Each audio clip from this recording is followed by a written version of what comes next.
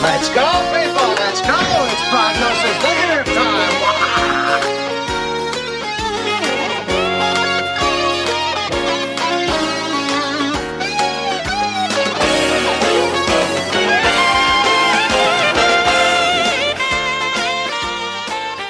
Hi, this is Eric. Hello, this is Isaac. And welcome back. It is Prognosis negative 58. I can't believe we're knocking on the door of 60.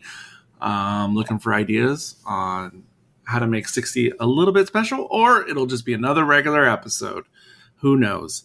But perhaps a bittersweet or melancholy episode is coming today, since if you read the title on your pod device, we are closing out the Tron Uprising series.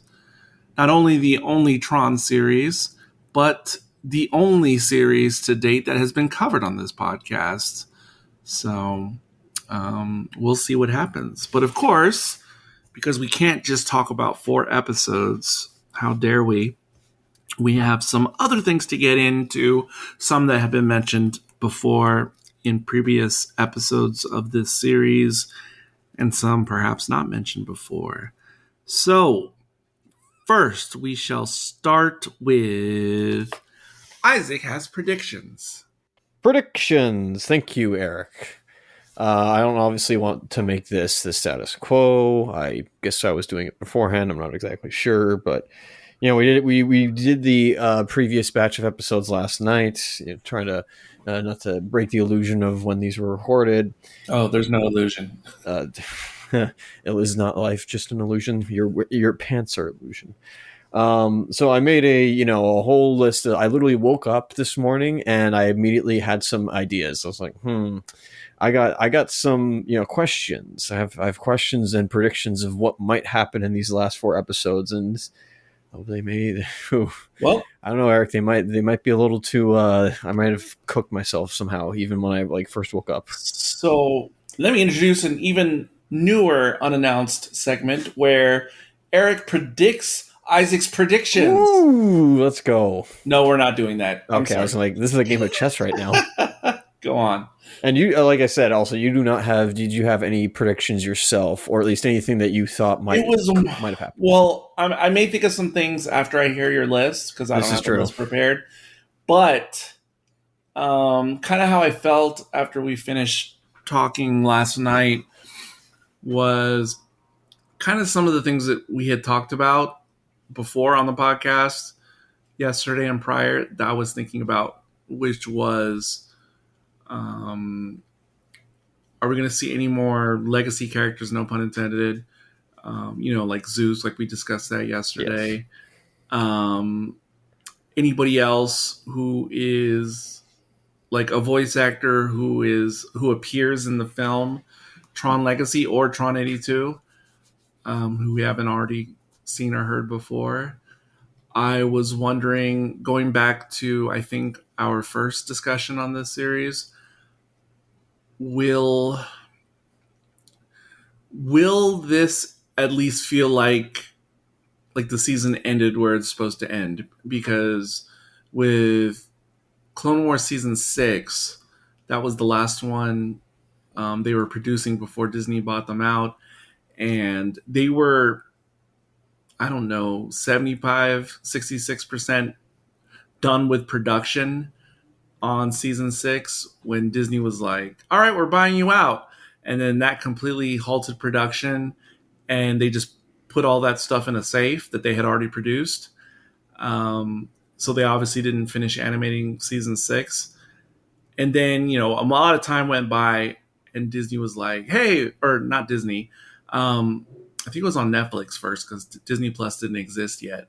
Netflix put out the 66% of Season 6 that had been finished. But of course, it just ends, like it ends with a story arc, but presumably there would have been another story arc, and it just ends. And we thought, oh, that's it. We're never going to see Clone Wars again. And then another year or so goes by, and Disney commissions doing Season 7. I'm so glad they did. One of the best Star Wars decisions Disney has ever had since they've had ownership. But anyway, so will this be like, this is what I was thinking and saying before, will it feel like, oh, this was meant to be like a 22 episode season one, or was it always supposed to be 19 episodes and it'll feel like it has some conclusion? Even, yeah, of course they may set things up for a season two, but will it feel like it was a beginning, middle, and end for a season one? Or will we just be left up in the ether? I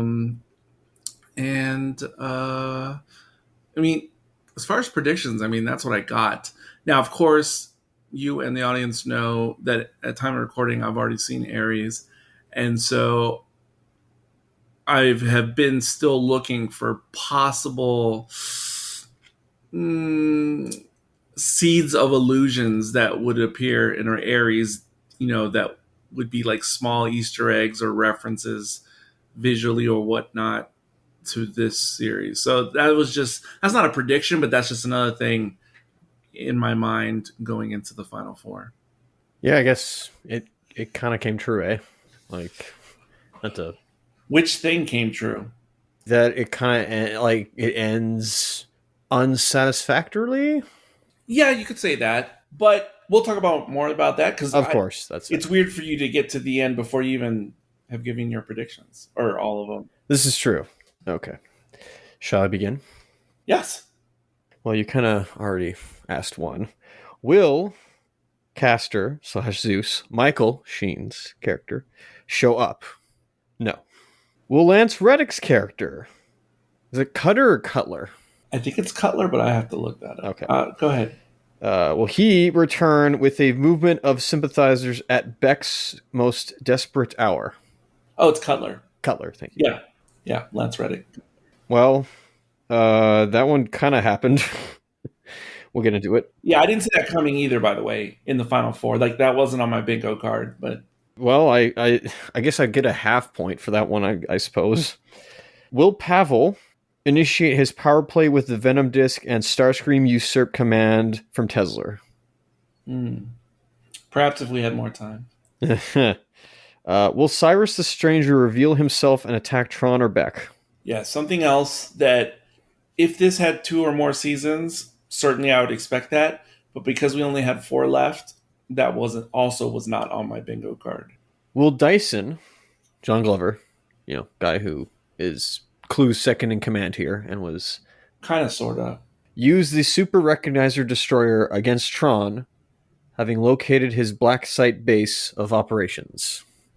Oh, well, sort of. I didn't even think about that. Yep. Will Dr. Keller, I don't know if she's a doctor, but I don't know, she seemed to be using medical terminology, so I'm just going with doctor, will have a role in the end of these 4 episodes when bricks hit the fan? Yeah, that I kind of expected. Do you know who the actress is who voices Keller? I don't know, but you almost want to say it's Carrie Ann Moss, excuse me, but that is not the case. That is not the case. I recognize her face, but I'm struggling to think what I recognize her from, like in her prior work. You have the actor up? Oh, Marcia Gay Harden. If you saw her face, you'd recognize her face, but I don't know 100% what series or movie. She has an extensive of course, filmography, so she goes back a ways. Well, she's in one of my favorite movies that nobody ever talks about from 1998, Meet Joe Black. But again, I don't know if she'd be recognizable from that. Let's just say she's an actress with a face you will more than likely, not just Isaac, anybody hearing my voice will recognize. And yeah, she's been in a lot of movies people have heard of, like Space Cowboys, Mist, Mystic River. So they got a very recognizable face to play a short-lived role. But anyway, I'm sorry. Let me not interrupt. No, thank you for trying to divulge who this individual is. Will Beck reveal his renegade identity to Zed and Mara or to the public? Okay, yeah, if you were betting money, that would be a decent bet to take. Will Paige pull face against Tesla and, temporarily, Join the renegade against Tesla or Clue's regime. Did you say pull face? Pull face. I don't know if I'm familiar with that expression. I mean, I could figure out from context what it means, but... Well, face obviously refers to in professional wrestling, the baby face. Oh. So if she's a heel... I wouldn't have known that. Okay, she's not... I know what a heel is. Yeah, she's not a full heel, I get that. There's at least, and especially in this episode, they at least try to paint her in a good picture. But... yeah, I just, join the side of the resistance, or at least, getting rid of Clue's regime. That was the biggest thing. Okay. Will the story reveal Tesla to be the one who threw the disc in Tron's flashback with the ISOs about to be slaughtered by angry programs, as you, Eric, had amused? Oh, I don't even remember. But, when you tell me, I remember, but... I wouldn't have remembered. This was in, I think, the second part, from episode 6 to 10. And we saw that flashback with Tron and Dyson, excuse me. And you mused, you were throwing out there that perhaps the person who threw the first disc was secretly Tesla, like a younger version of him. Yeah, it makes sense. I mean, it sounds like an obvious thing to do. Yes. What will become of Beck's afflictions on his arm? Will it ultimately do him in and be derezzed in the process if it is irreversible? Or will he have to go to a back to tank every now and again, like Tron, to keep his affliction at bay? That's a good question. I mean, just to think about. It was the thing that when he encountered Cyrus, in his prison, he, for the next 2 episodes, he had like that. He had this like affliction or whatever going on in his arm. Yes. Also, we also don't know why Cyrus looks different and how he got that way in the first place. This is true. Yeah. We still haven't seen that backstory of what happened between episode 10 and then, to, I guess, the series at the start. Here's a unique one. Cora will not make an appearance, and that's all right. Only because we just saw her kind of the once. Yep. It kind of seemed like, yeah, we won't see her again this season. Of course. Unless she was like in the finale or had a cameo in the finale or something. Yeah. That's what I meant. But I'm saying she will not make an appearance this time. Like there will not be one. Right, right. That also seems like a decent bet. Clue, on the other hand, will make one more appearance. Okay. And finally, will Tron become the Rinsler? And will he derez Beck, but the revolution will continue through acts of small vandalism, or activism, excuse me. So I guess having that prediction would be if you believe they have a full season 1 and I guess they knew they were going to get canceled, so they try to resolve things. Or like that's what they would probably do if it was a live action series, because maybe they'd have a chance. Of course. But obviously with animation, you're probably not going to have enough advance notice to be able to write and animate something like that. Yes, if only. It takes a while. I then wrote a whole paragraph. I don't know if you want me to say it on this, because I think that might be a little too overindulgent, but then that's when I started to I just took I had a thought in my head and I said I should just go for it, but A thought on what? I mean, a paragraph on what? A paragraph on basically the last episode 19. Is that a prediction or is that it's a prediction, all right. Okay, go ahead. Okay, get ready. I'll try to make this, not brief, but I'll try to, be clear as I can. To develop this thought, the Tron becoming Rinsler, and some of the others further, will a series of uncoordinated attacks from separate parties converge around Tron, Dyson with his super recognizer destroyer, Cyrus the Stranger enacting revenge against Tron, Beck unknowingly leading Tesla, and amid coup Pavel with the Venom disc towards an already stressful situation, leading to Tron being captured by Dyson, maybe Cyrus derezzing but injuring someone, Pavel either making it out alive but burned his allegiance to Tesla, and maybe Tesla being derezzed. Tron would then be taken to Clue, where he begins the road to the Rinsler. Beck makes it out alive, and his identity known to some colleagues.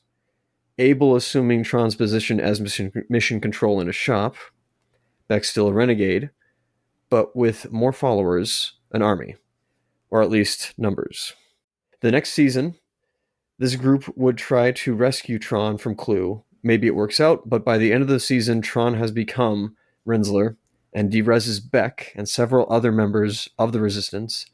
But the group still continue, even with the death of their leaders. They press on, regrouping to fulfill leadership positions. As for Paige in all this, I shrug. I wasn't really thinking too much of her other than, will she betray Tesla or not?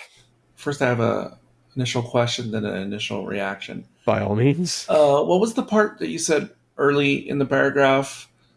Like what Beck does? It's like one of the first things you said he does.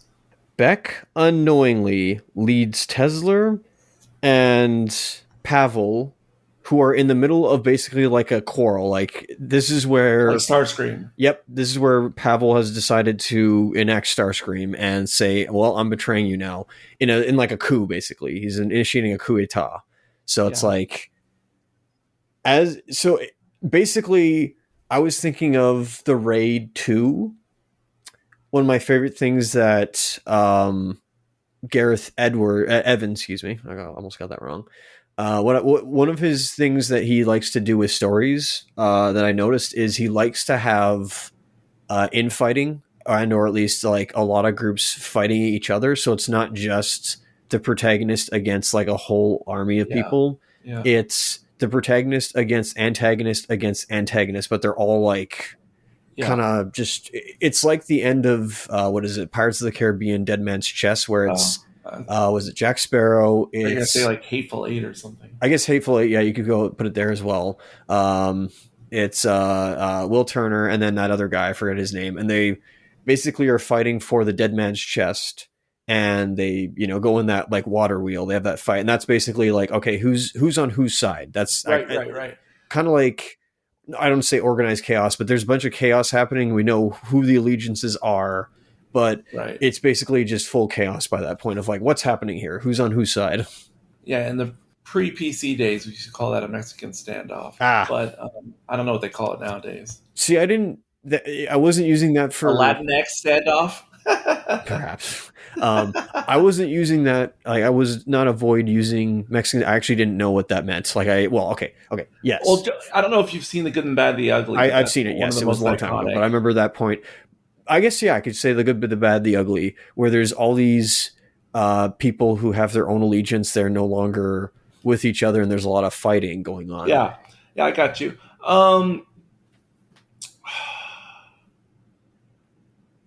My first reaction was, based on that whole paragraph... Like, am I high? Good question. No, not that. You need to hold on to that paragraph, and you really need to watch the Andor series. That's what you need to do. Looks like I unwillingly predicted Andor. I'm not saying you predicted Andor, but you're totally in the right frame of mind. And again, like Andor is almost like an alternate Star Wars universe version of this story, like this whole series. And like I said, like whoever came up with this story for Tron Uprising, I'm sure they'd get along swimmingly with Tony Gilroy. So yeah, you got to see it because, this is awesome. This is Uprising. This is Tron Universe. Imagine something that is as compelling, if not more compelling than this, but being canonically existing in the Star Wars live action universe. And what's not to love, Will be great. And that's definitely not, there's not much else on Disney Plus live action Star Wars that I could describe so glowingly as that. Practically nothing else at all. I don't know. Listening to the predictions almost makes the lamentation worse because these are the final 4 episodes that will likely ever be.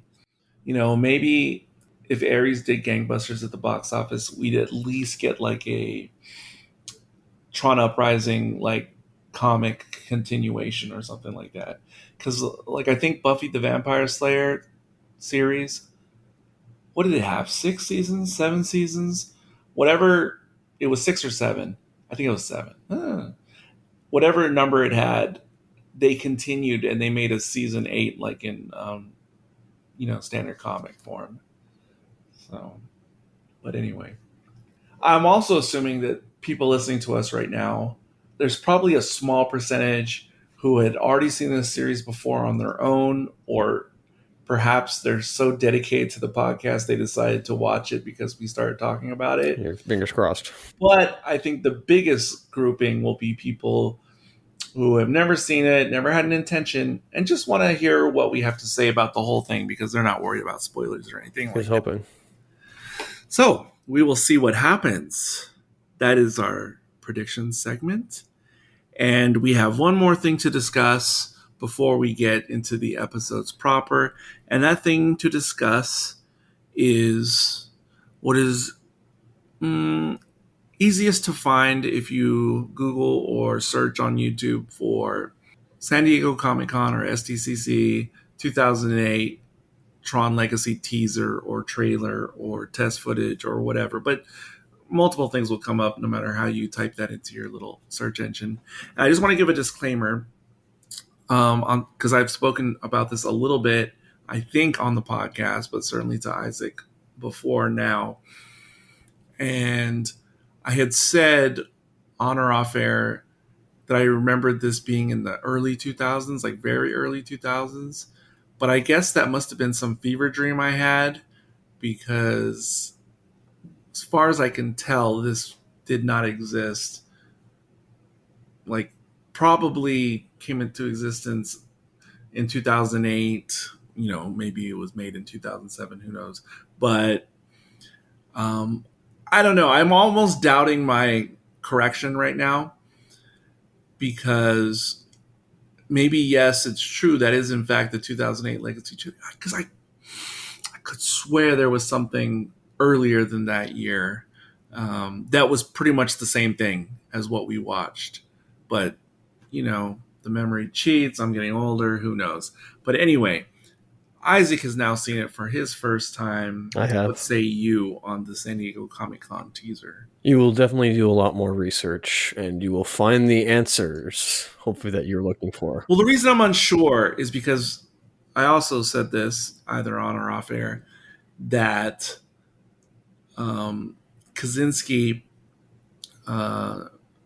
he was, I think maybe he had directed music videos before, not sure, but he had certainly never directed a motion picture of any kind. He was a big fan of Tron 82. He self-produced like a little sizzle reel demo to show what his concept was for a Tron sequel. He got Jeff Bridges on board, and that's how he pitched it to Disney and got the funding and was able to sit in the director chair.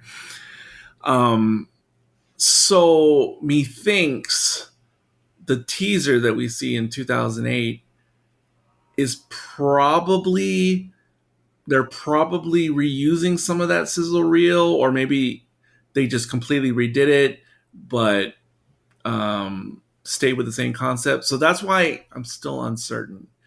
But I'm assuming that what we saw for the teaser was probably something like whatever he showed to Disney in those original pitches. But anyway. Well, I noted some early concepts, or at least early sequences, that weren't obviously, cut and paste into the, feature film, because this was a demo. But I also almost think this is a kind of prequel, sort of. I count it as that, even though... You mean prequel to Legacy? Is that what you mean? Yeah. Okay. It's also it's also with Uprising, of course not. Obviously, it didn't, because where Kevin Flynn is positioned, where Clue is, like that obviously is all incorrect. I'm aware, but I like to meld all these things together. Oh, I'll tell you what you need to do. What you need to do is, like we were talking about Rex and Star Wars, what you need to do is make a fan edit where before we get the reveal of who the Red Rider, or I don't know, maybe he's yellow, because I think they're like yellow and blue. There's not a red motorcycle. It's like yellow and green. Maybe. But whoever's the one who gets revealed to be the younger version, or basically Clue, you do a fan edit where the person who he dereses is Beck. Yeah, it's Elijah Wood in there. Who would have expected? Because then it'll all come around. Yeah. Oh, there you go. Although I feel like he wouldn't be. Well, again, it depends on how he's running. But I feel like Beck at this point wouldn't run. Well, depends unless he knows he's. We don't know the circumstances. You know what happened before this. Well, actually, depending on this episode, it's like, yeah, it could happen that way. And then Kevin Flynn's up there just like, oh, he just murdered a program. And that's just so sad to think, like, you know, how much Beck was. It's kind of that'd be a disrespect to the character. I can't do that. But maybe that's the point. Maybe that's the point of a Revolution type story. Anyway, sorry to say that, but like, there were some obviously early concepts that were introduced here, such as how the light cycles will work. We have, in fact, another thing where I think Joseph introduces the changing of levels, the different like shift of planes, where we're not just doing, you know, linear. Now we're going like, you know, up and down. Yes. We have the same sequence, not the same sequence, but we have a similar sequence in Legacy when Cora helps Sam escape from the Rinsler between like the canyon. I think that's also, well, I mean, that's from obviously Tron. Yeah, they call it the Outlands in Tron Legacy. And I think they call it the Outlands in the episode that reveals evil... what's his name? Aaron Paul. Oh, Cyrus. Yeah, that episode that we covered last time, I think they used the term Outlands or Outlands as well. Yeah, because speaking of, you know, what sort of precedents are set in the test footage, yes, the light cycles, we see, you know, for the first time how the cycle almost seems to envelop or morph or like almost turn the rider into like a centaur or a Navi, like combined with their mode of transport. We also see how the handlebars are sort of attached to the wheel wells as they are in Legacy. Yep. We see, speaking of that section you were just talking about, like the Outland thing, that is perhaps or probably the first time we ever see something in the grid that, you know, looks like stone, looks organic, like not circuitry. Yep. Yeah. And of course we get a peek into Flynn's eagle's nest. Yeah, like an early version of it, or just, you know, what it would expand out to be, but obviously, you know, very well like designed, even for like this small project. Like it did seem like obviously it's an early design for what would become in the movie, but still, like, I feel like they took out like, you know, days to just think like, oh, what would he have on the wall? And I remember the big hook or twist when we were all watching this for the first time was the reveal of the de-aging and who was behind the mask. In that, I remember that was such a, what do you call that? Aha, not aha, but just, I just remember that shock and surprise. Like, oh, shoot. Like, oh, wow. Like, what a way, like, what a stinger, like, to kind of end this little test footage. And something else I'm going to ask you. I always bring this up when I'm talking to younger people about, oh, you don't know what it was like when Nirvana released their, not their first album, but the one that everybody knows, when they released Nevermind. I always tell people, yeah, you may like the album now, appreciate it, love it, but you had to be there, like in the moment when it hit the zeitgeist, you know? And can you possibly imagine how this hit me and many other people the first time this became widely available to watch? Like Christmas came early, or, you know, you just found out we could go to space, or something else. It's like on the level of the very, very first time I saw the very first original teaser trailer for Phantom Menace. Now that has a lot more going on, and that's actual movie footage, obviously. But the feeling of seeing it and trying to like comprehend what you're looking at, and also both of them, because no one ever thought there was going to be a canonical or George Lucas produced like true sequel, prequel, whatever, or follow up to the original trilogy. So to be like, oh, it's finally here. And then even less likely was that there was ever going to be another Tron film of any sort. And to see this and see how they've advanced, like the aesthetic, the look, and obviously special effects have come a long way and are different. And yeah, anyway. Yeah, even I think the footage, as you mentioned as well, last night, that the footage really you should look a lot lower. Like the resolution should look bad, but yeah, high powered, high like like probably I don't know 2K or something like that, or at least 1080p. This thing looks good. This thing still looks like Yeah, I'm pretty sure it's on the Blu-ray, which is why people have such great rips of it on YouTube. But there's also one that's easy to find where someone made a 4K remaster, which is just bananas.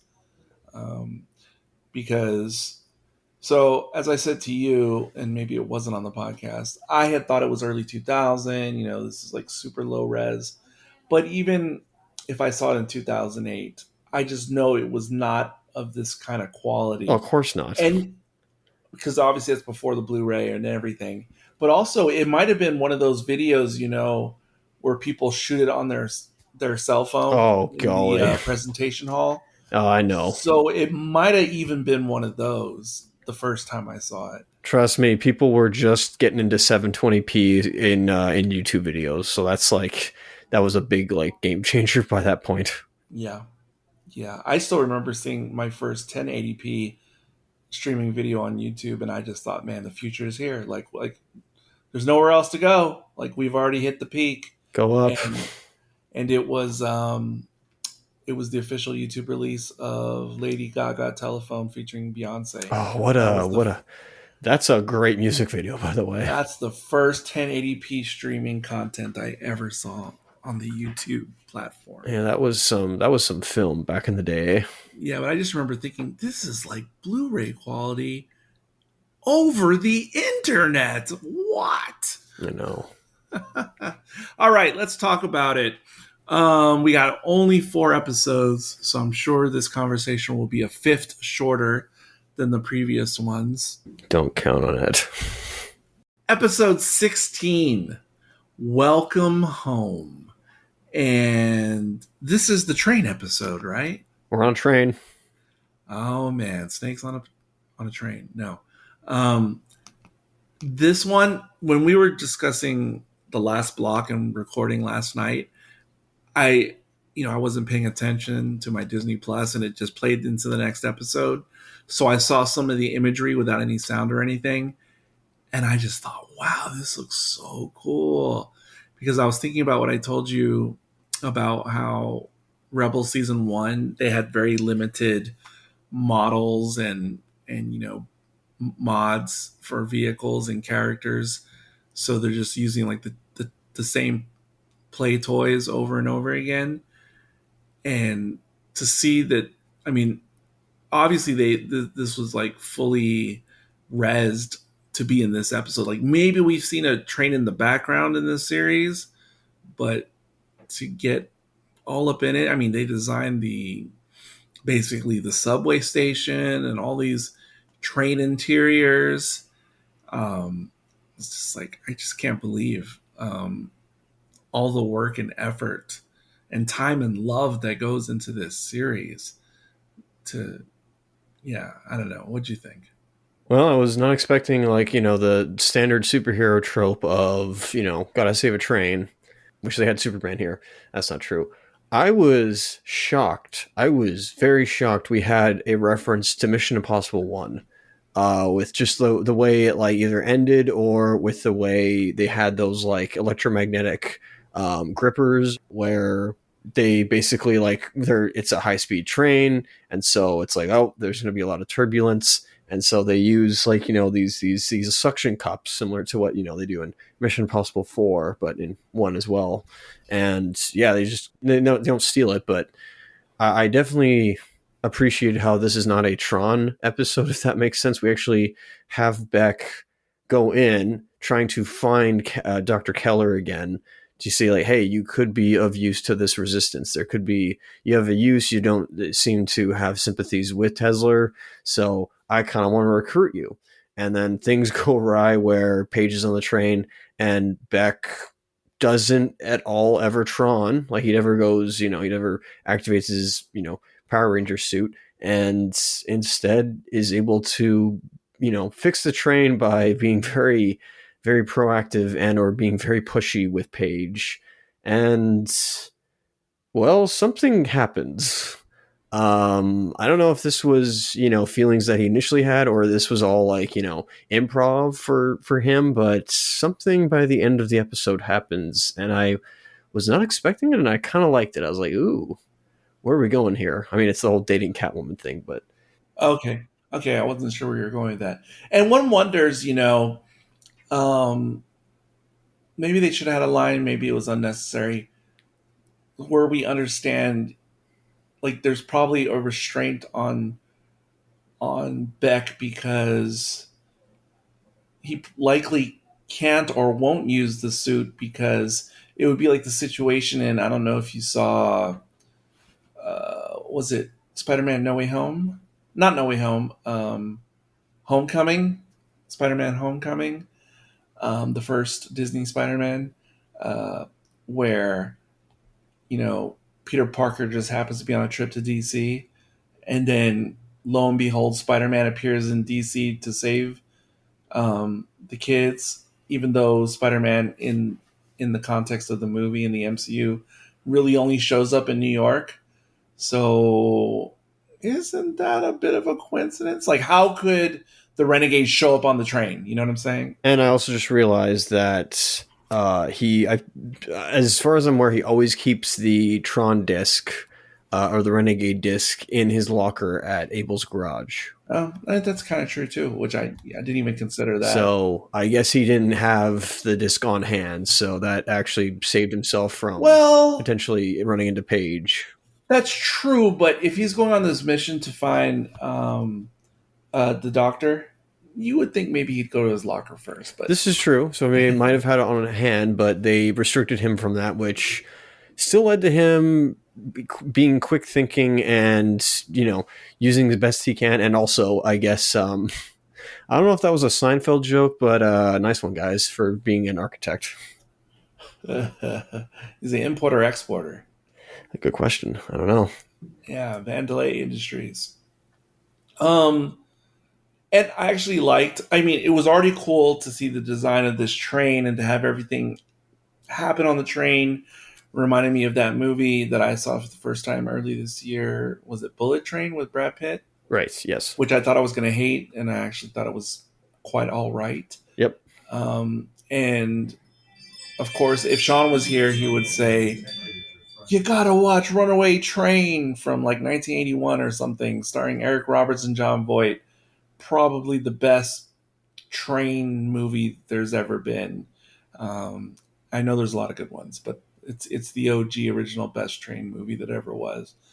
So I appreciate all that, but for me, the cherry on top is just this whole dynamic of Beck sort of flirting with Paige. Yep. Like this, it might be this episode, I think, where, I already kind of like Paige, but I was lukewarm to her like in the first block. Oh, of course. She became more interesting when they got stranded on that island. Yep. But this is the one where I was like, oh, Eric's got a new favorite character on the show. I think it started here and persisted till, the rest of the episodes remaining. Yeah, but we didn't have her in the previous block. I mean, there was only like one instance where she was there, but she was like the muscle, but that was fine. I don't think it really did anything wrong to her. You could always have Pavel be the muscle because he's, a complete and utter buffoon. But Paige is 100% my favorite character overall in this show. But, in the first block, like I said, I didn't pay much mind on Paige. I thought Mara was really cool in the first block. And then, obviously, she got even better in the last block we discussed when she gets to take charge and her character's starting to develop. But starting with this episode going forward, Paige just totally pushed Mara off the. I was going to say Paige, but that sounds too trite. Pushed her out of frame completely, off the grid, and now it's just. And also going back to block one, we were speculating okay, it seems like Mara and Beck will be the obvious eventual love interests, but not necessarily. And certainly there was potential for Paige as well, just from the first block. But I think starting with this episode especially, we see where this is going. Yes. No, I don't know what I had thought. Well, maybe, unfortunately, maybe I was just using standard sexist practices of, okay, girl protagonist, yeah, they're going to be the item at some point. But, credit where credit is due, that never happens. And I actually appreciate that. It's kind of rare to see, maybe not rare, of course, but maybe in a cartoon, it's sometimes rare to see a man and a woman not be an item, and just be platonically friends. Excuse me. Who are we talking about? Beck and Mara. Sorry, I don't think I made that clear. Okay. Because spoilers, yeah, I think they pretty much do not become the item and instead are friends. Yeah, I don't think they ever would either. I mean, based on what we've seen, which is nice. 19 episodes, but I would think if there was more seasons to this show, it seems like almost certainly Mara and Zed. It seems like almost for sure they'd be like Ron and Hermione. Oh, absolutely. But we'll see. We'll see. Yeah, interesting with with Keller there, and her alignment is definitely to herself. She's definitely in self-survival mode and willing to, get rid of those two, I guess, either ticket holders or whatever, just to get in a seat for them. And boy, they were. This episode was brutal with them. Again, this is kind of Transformers 86 logic of, as long as you don't show blood, de-resing is totally fine. I mean, we've seen that. All of a sudden I'm shocked to this point of wow, they're actually killing people. But it's well, they've been doing that throughout the whole they sure series so far. But yeah, just seeing those two guys, and I don't know, they try to either they make them shady or something like that. But I'm I don't know why they did that. But they were just trying to get out them for themselves. They're cowards and they should be with the rest of the people. It's I mean, fair enough, but they were examples of how careful you have to be and very mistimed escape routes, because one guy goes and then he gets hit by a sign or the cave or whatever.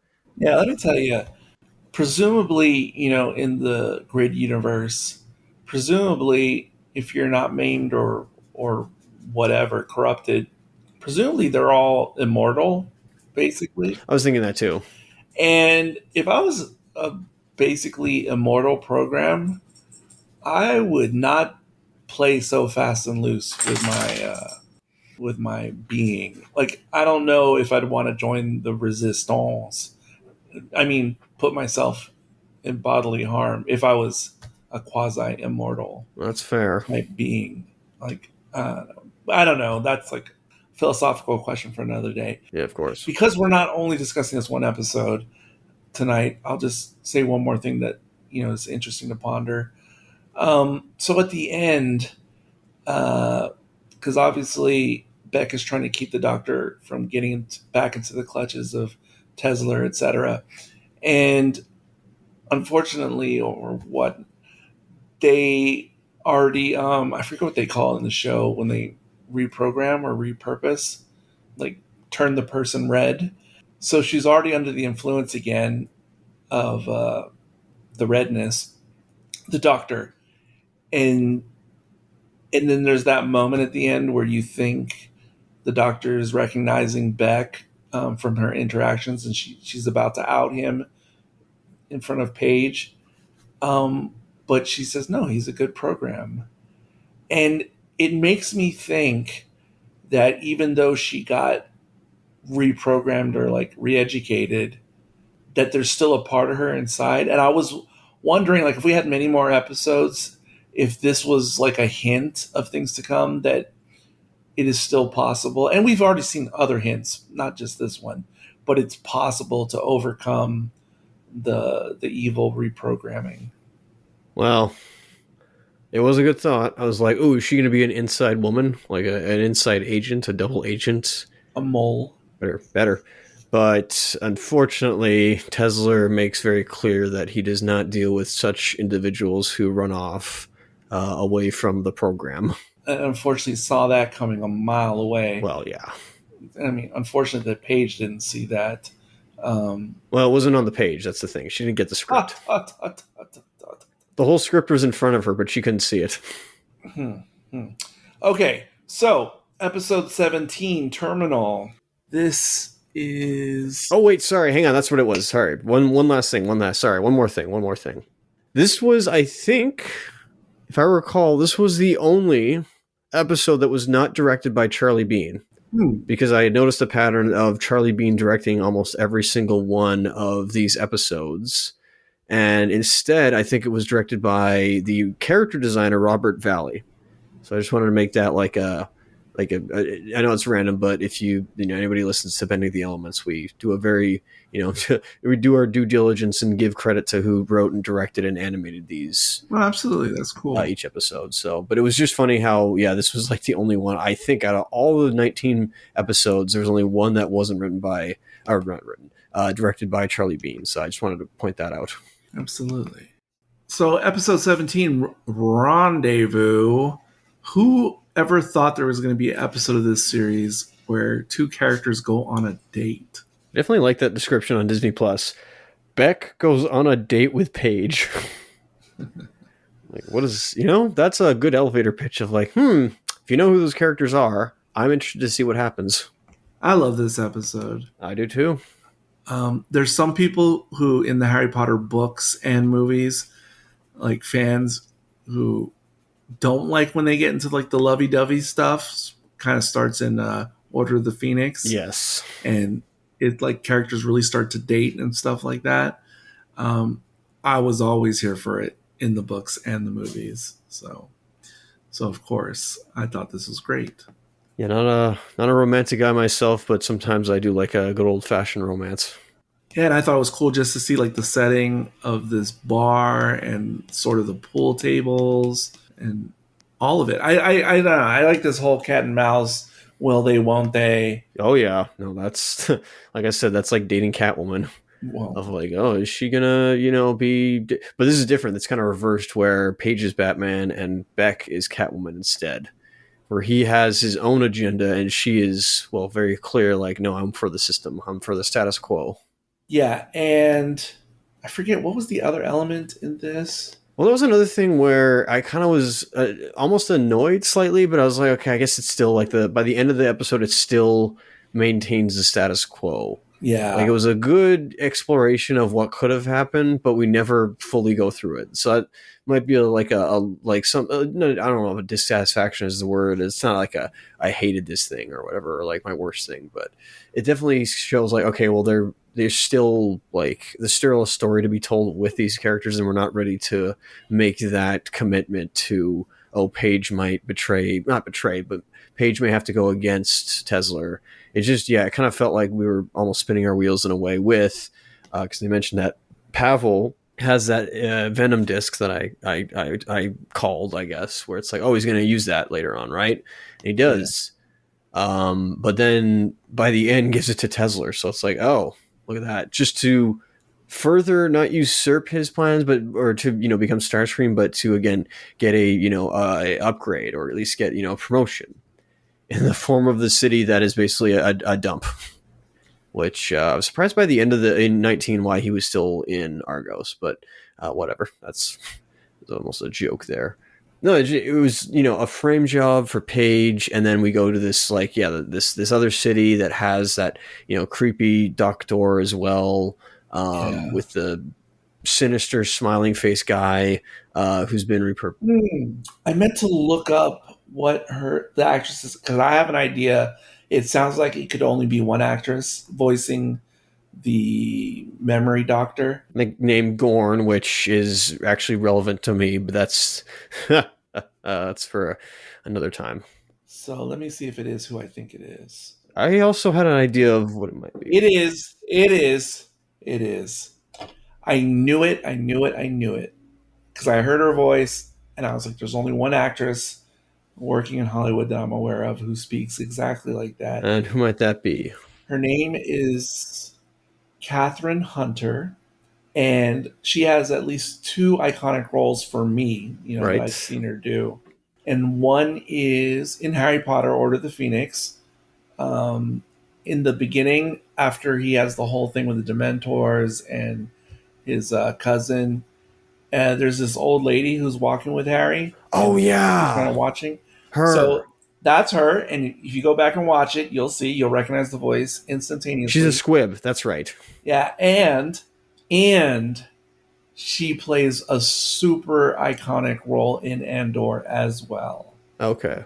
Super iconic. And yeah, and I think she's been in the business so long, and part of it has to do with her voice. Because, yeah, I knew it was her, and it is her. And I just validated that right now, even though I was pretty sure it was. And, yeah. Anyway, I'm sorry. That was just... No, that's fine. That's good that you recognized who that was with your recognizer. Well, no one else speaks like her. That's true. Yeah, we skirt the line around a lot to, have Paige kind of almost like give us what we wanted, which is, is she going to join sides? Not fully, but is she going to join sides with Beck or the Resistance, the Renegade, whomever? Nope, not today. And because it's a kid show, quote unquote, air quotes, Beck gets the perfect setup to get her onto his side through Pavel and his stupid scheming. So you just go, oh, how perfect. It's all set up. But this show never lets you have your cake on the first go. No, that's true. They always have to tease it out, which I'm not complaining. I'm just saying it's never quick and easy in this show. And so you think, oh, wow, perfect opportunity. And of course, it doesn't work out. Negative. Something I wanted to say about this whole idea that they kind of introduce where... So a disk in the Tron universe records all the memories and experiences of the program that the disk belongs to. So whenever they want to get information or find something out, get intel from someone, if they can get their disk, they basically have this infallible, in air quotes, record of their experiences or actions or whatnot.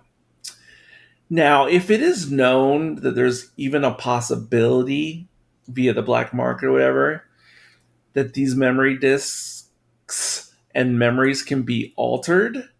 So obviously it may be illegal in this society, but if people know that the technology exists, then there's no reason why you should, going forward, always 100% believe these disks.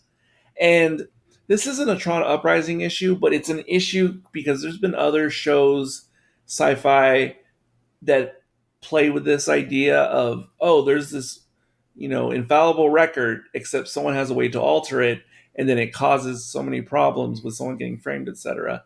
And I always have the same issue when it comes up in other shows where I go, look, if we know these things can be altered, then let's stop taking them as gospel.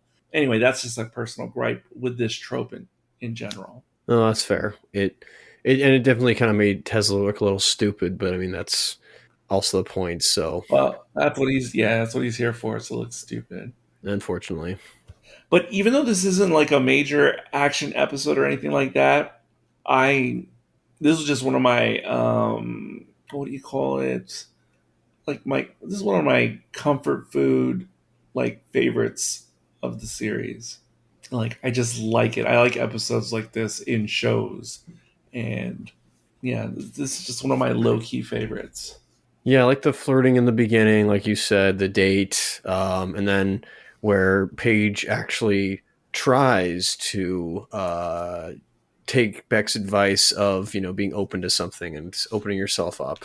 And how there's actions to those consequences. So it's like, huh, isn't that kind of funny? And they go like their first date, which I fucking wish this was the case for me, is skydiving, which I think is really cool. Oh yeah, and yeah. See, I was already enjoying this show. Obviously, if you've been listening to these episodes, but again, once we get to the train and the initial flirting, and then we get the date, yeah, I just got completely more invested in this show. I was already invested, and it just doubles down for me with this new plot line.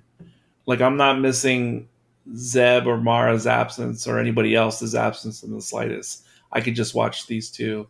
That's what we need. You know how they have a Rogue One, a Star Wars story. We need like You Got Mail, a Tron story. You got mail. Where it's like a rom-com set on the grid. That's funny. Yeah, I don't know about that. That'd be interesting.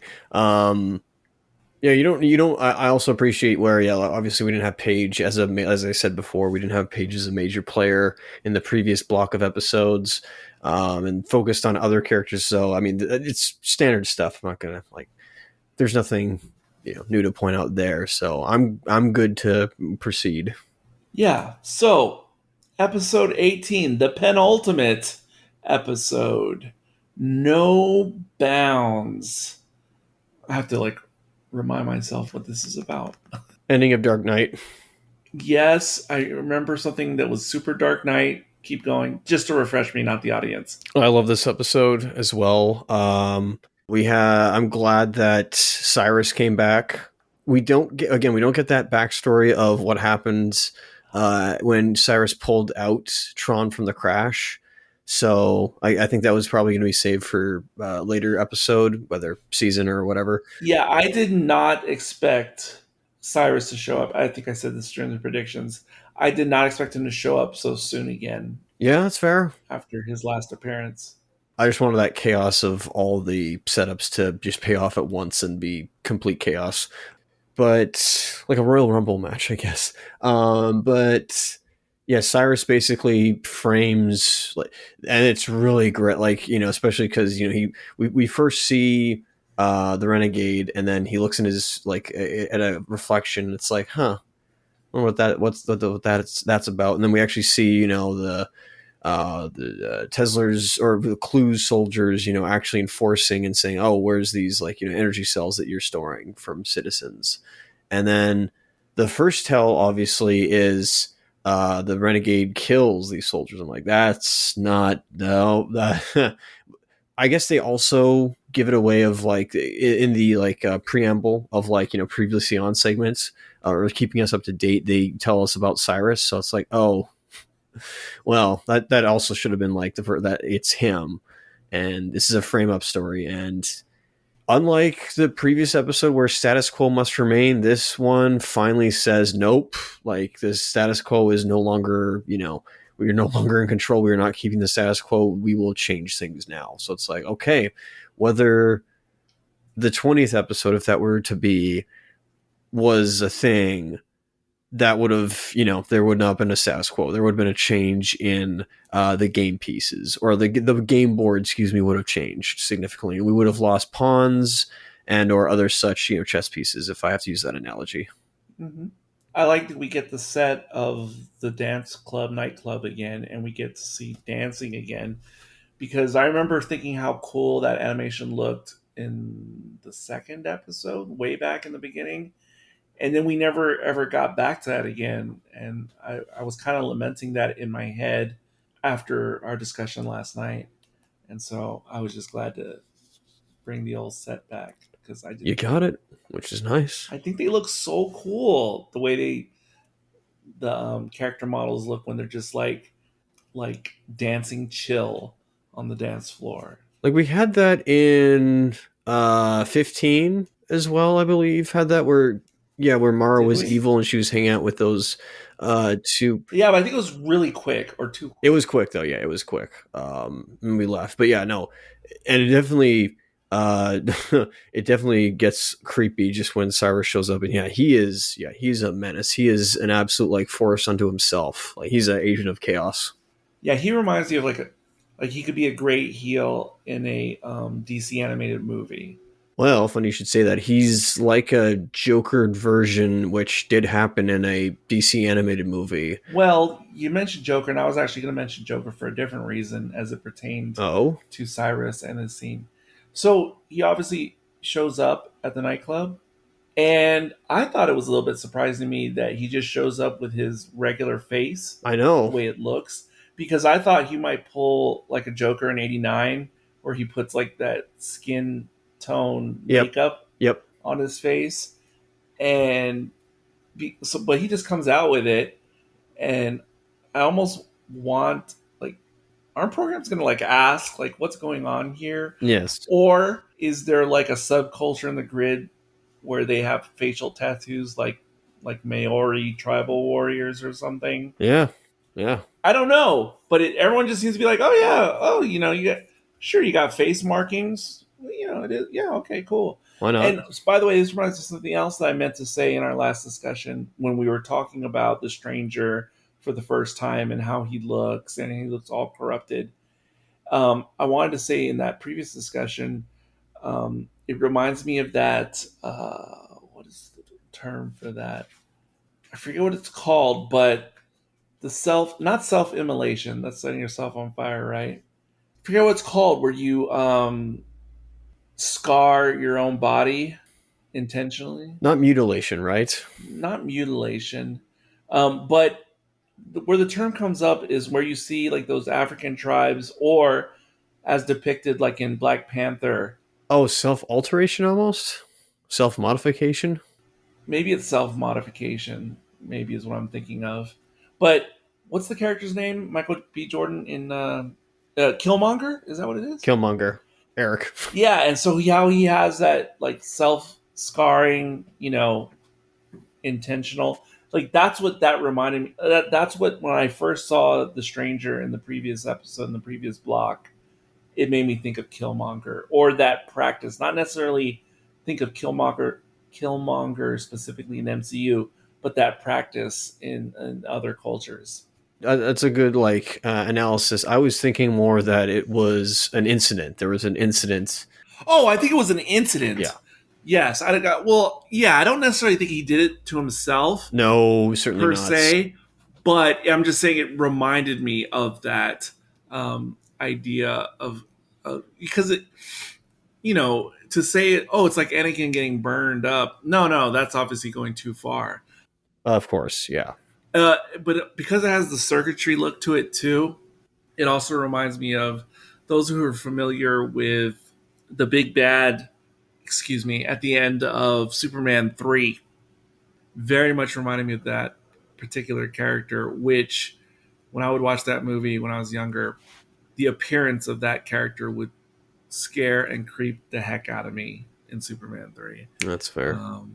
Have you seen that one? Very long time ago. It's been a long time. I've never seen 4, but I've only seen 3 like once, I think. Yeah, it's crazy to me that movie is so lighthearted and screwball, and then to have such a fearsome, grotesque looking big bad at the end, it's very jarring in a movie that's mostly pretty silly. Understandable. So Mara gets injured. We don't see that in the beginning, but it's implied like later on we see she's injured by this explosion that the renegade, or so we think he is, instigated, excuse me. And Right. she's having some doubts. Now, from like 3 episodes prior, she was, under mind control to not like him. And then before was wanting to help him. And now by the end of the episode, hates him, which I did not have on my card either, on my bingo card either. And Zed supports him. What a twist of twists. Yeah, because of their character growth that they had earlier in the previous block. And yeah, it wasn't on my bingo card either. But then once it was executed and deployed, it just made all the sense in the world. And oh yeah, man, these guys are good at writing like a serialized, I forget. Did you or Caleb have a term for this where a show is kind of like an amalgam, like it's both serialized and standalone. I don't know if we had one or not. I'll have to look back on the record. But I'm sure we discussed it though, like shows like Airbender and others, where you still have individual episodes, but you also have the arc at the same time. And maybe you and I were discussing it with new Doctor Who on Mostly Harmless Cutaway. Probably. I'm not really sure. But, I mean, One Piece. No, but these guys really keep it interesting without being obvious and predictable. Like the way the season arcs, the story arcs unfold. Because going back to when we did that first block, episodes 3, 4, 5 especially, it it didn't it didn't feel like this type of storytelling that it's been for the last 3 blocks basically. It, if you can remember back, like those felt almost too, not just standalone, like episodes 3, 4, 5, not just standalone, but like even though it had to do with fighting for the resistance, it felt like nothing that happened in those episodes was going to matter anymore later. Yeah. Like, you know what I mean? It was just kind of filling time. There's definitely character progression and characters remain changed, even if we haven't seen them. So Zed still remains, well, and maybe time has passed where he does now suddenly have sympathies for the Renegade, and where he is now on his side. And then Mara becomes quickly disillusioned because, he kills. And that's a sight that suddenly, might seem a little forced, but I found it believable by a lot of people of like suddenly, he cracks down. What I'm so surprised by though, and they isolated this incident completely, is Tesler does not make use of this. That is so interesting. He does not like take any of this like propaganda and like this is what he's been wanting the entire season, and he's not even involved in that. That's like kind of a maybe letdown, but that's also like, oh, there's a missed opportunity for him to just gloat even further and say, look at this guy's finally like cracked. You're right. I didn't think about that, but you're right. But it still makes me wonder though if Tesler would somehow use this in a later episode, because the only reason I say that is because in previous arcs we saw something that seemed important, and then they wouldn't discuss it for like an episode or two, and you thought, oh, I guess this is like in the old days when stakes and things in individual episodes don't necessarily matter. But then it's like they wait, they're patient, and then they go, oh no, yes, it does matter. And because they've already established that precedent in storytelling, it makes me think that somehow like it wouldn't be the end of this, and Tesla trying to take advantage of it.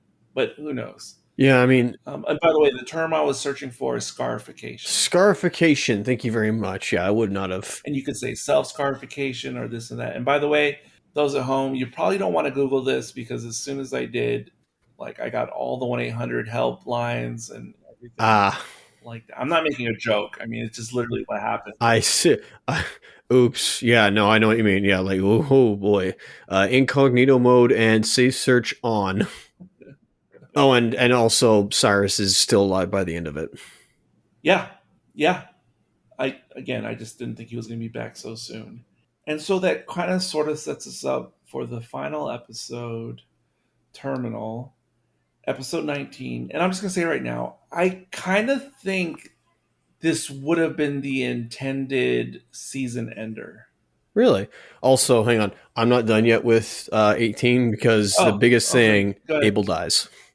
And that's kind of sad. I'm actually, I'm pretty like moved by that. I was like, oh shoot, that's kind of sad. Oh, and obviously, but not obviously, but also it gets out that, I say gets out, but once, Beck finds that the Renegade is now kind of branded as like a murderer, he goes to Tron and tells him about Cyrus. They both reveal each other, who Cyrus is to one another, and that like the incident happened with the stranger in episode 13. And apparently that prison was all designed by Abel, which is nuts. He constructed all that. That is nuts. That is impressive and like gives more to that character. True. And thank you. Very important to bring up before we transition. And yes, I was moved. I wasn't like extremely moved, like on a higher level with Abel. But and part of that is because of my second reaction to that, which is completely surprised. Now, not because something like that wouldn't happen or couldn't or shouldn't happen in the show. No, not for that reason. Because this does happen in other, especially animated shows, where an important character, established character, kind of like recurring character gets killed, but it doesn't usually happen so soon in a show. And that's the part that really surprised me. Like if this would have been season 2 or like season 2 finale, it would have made a lot more sense to me. But it definitely took me by surprise because it seemed like, especially once we found out a little bit more about Abel's past, it seemed like, oh yeah, this guy's going to be around for a while. You know, if this show had multiple seasons. So that was the most surprising and shocking thing to me. But it does set up the final episode, Terminal, which honestly, I think it would have been the intended season 1 finale. Certainly not series finale, but I think it would have been the season finale as intended. I feel like there'd be one more episode personally, but that's just me. Yeah, we could negotiate. And I was also with again 18. Sorry, I was really like, oh, they're doing the Dark Knight thing of like, okay, there's 2 bombs, or you know that was a little bit too on the nose for me. It is. That's fair. Or the end of Sam Raimi's Spider-Man 1 with Mary Jane and 1 on one side, and then like the was a trolley or a gondola full of people in the other. It was just like, oh, because Abel's there, things are going to be good, right? No, I was wrong. I'm like, oh, shoot, darn it. Yeah. Should have seen this coming. I thought it was going to be Two-Face, but no. Yeah, no, unfortunately not. Well, it turned... Or maybe that was Zed's destiny. It unfortunately, it turned Mara into Two-Face in a way. Well, that's true. You're right. I just realized that after I said it. Now, yes, 19, Terminal. I said we would see Cutler again, excuse me. The episode gave me the right, like, I was like, yes, let's go. He's there. And, you know, up to a point where I said, oh, he's going to come in with like a bunch of, you know, reinforcements or a bunch of people that he's gathered. I was right. And then he turned red. I'm like, oh, shoot, I didn't even realize that. I didn't think of that. Yeah. I knew he was going to come back. I didn't know if it would be in these 19 episodes. And yeah, no, I wasn't expecting him to be a turncoat. Well, I mean, involuntarily, but still.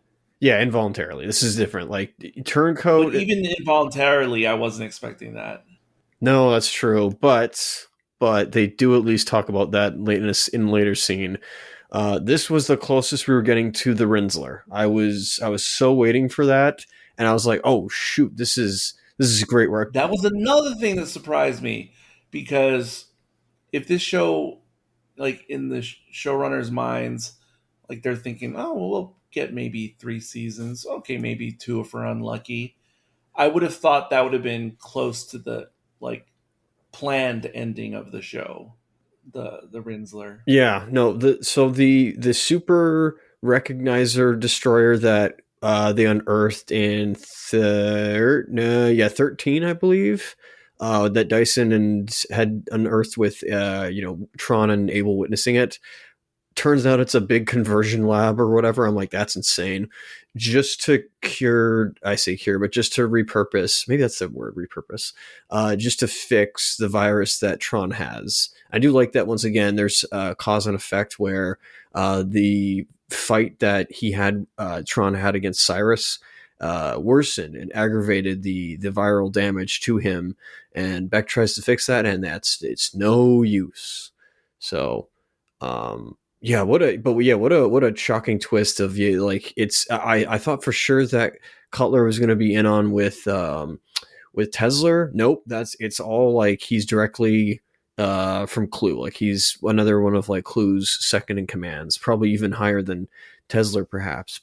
And that's kind of a sad thing. That's like, oh shoot, he got. That's he got like Darth Vader almost. Turned to the dark side in a way from Palpatine. I guess the reason I didn't see it coming is because Andor, the whole series, polluted my expectations because there's so many things similar. between this and that, that this is. See, I'm trying not to even lean slightly into any Andor spoilers. Let's just say because of Andor having so many similarities to this series, that caused my expectations on Cutler in this episode to be subverted.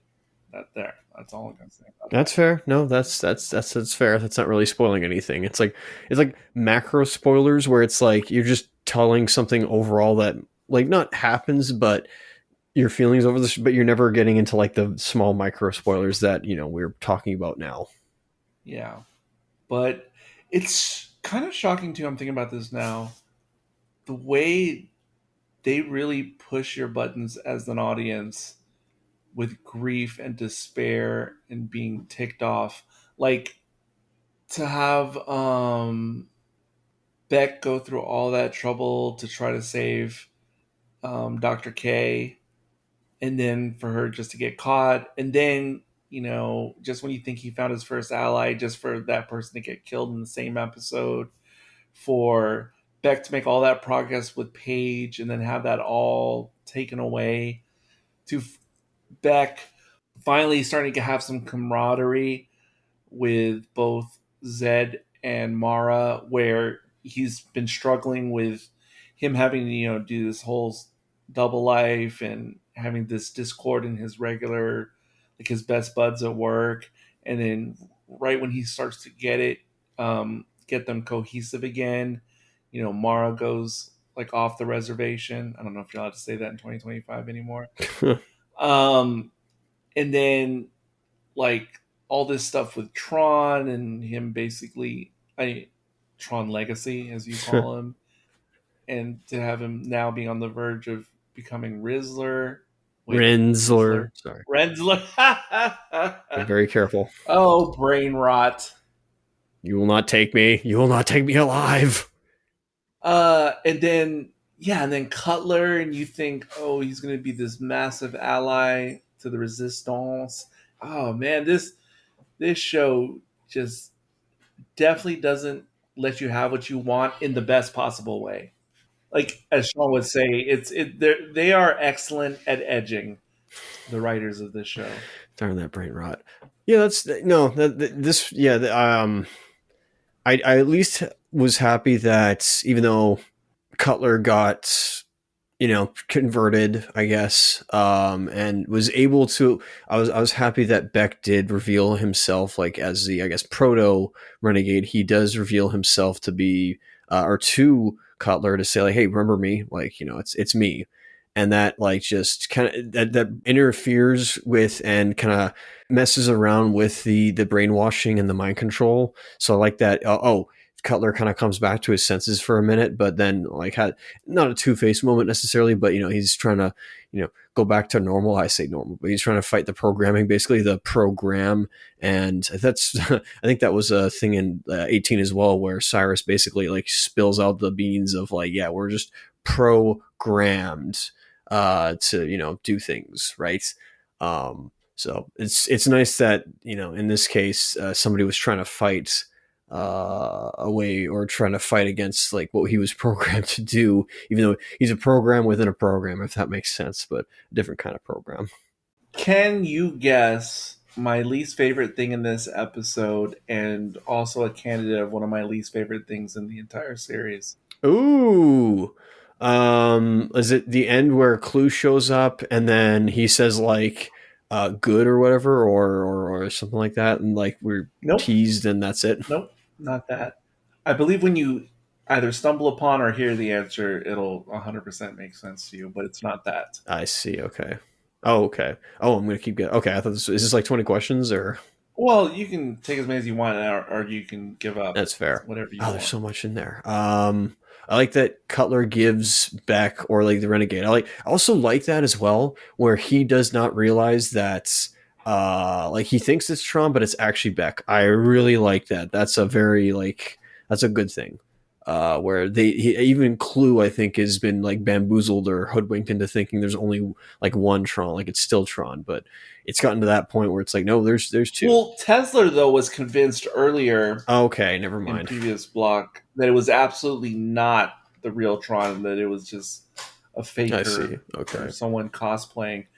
But then I think though Tesla was like, wait a second, maybe I'm wrong about this, because was it the episode where Abel saves Beck at the last minute?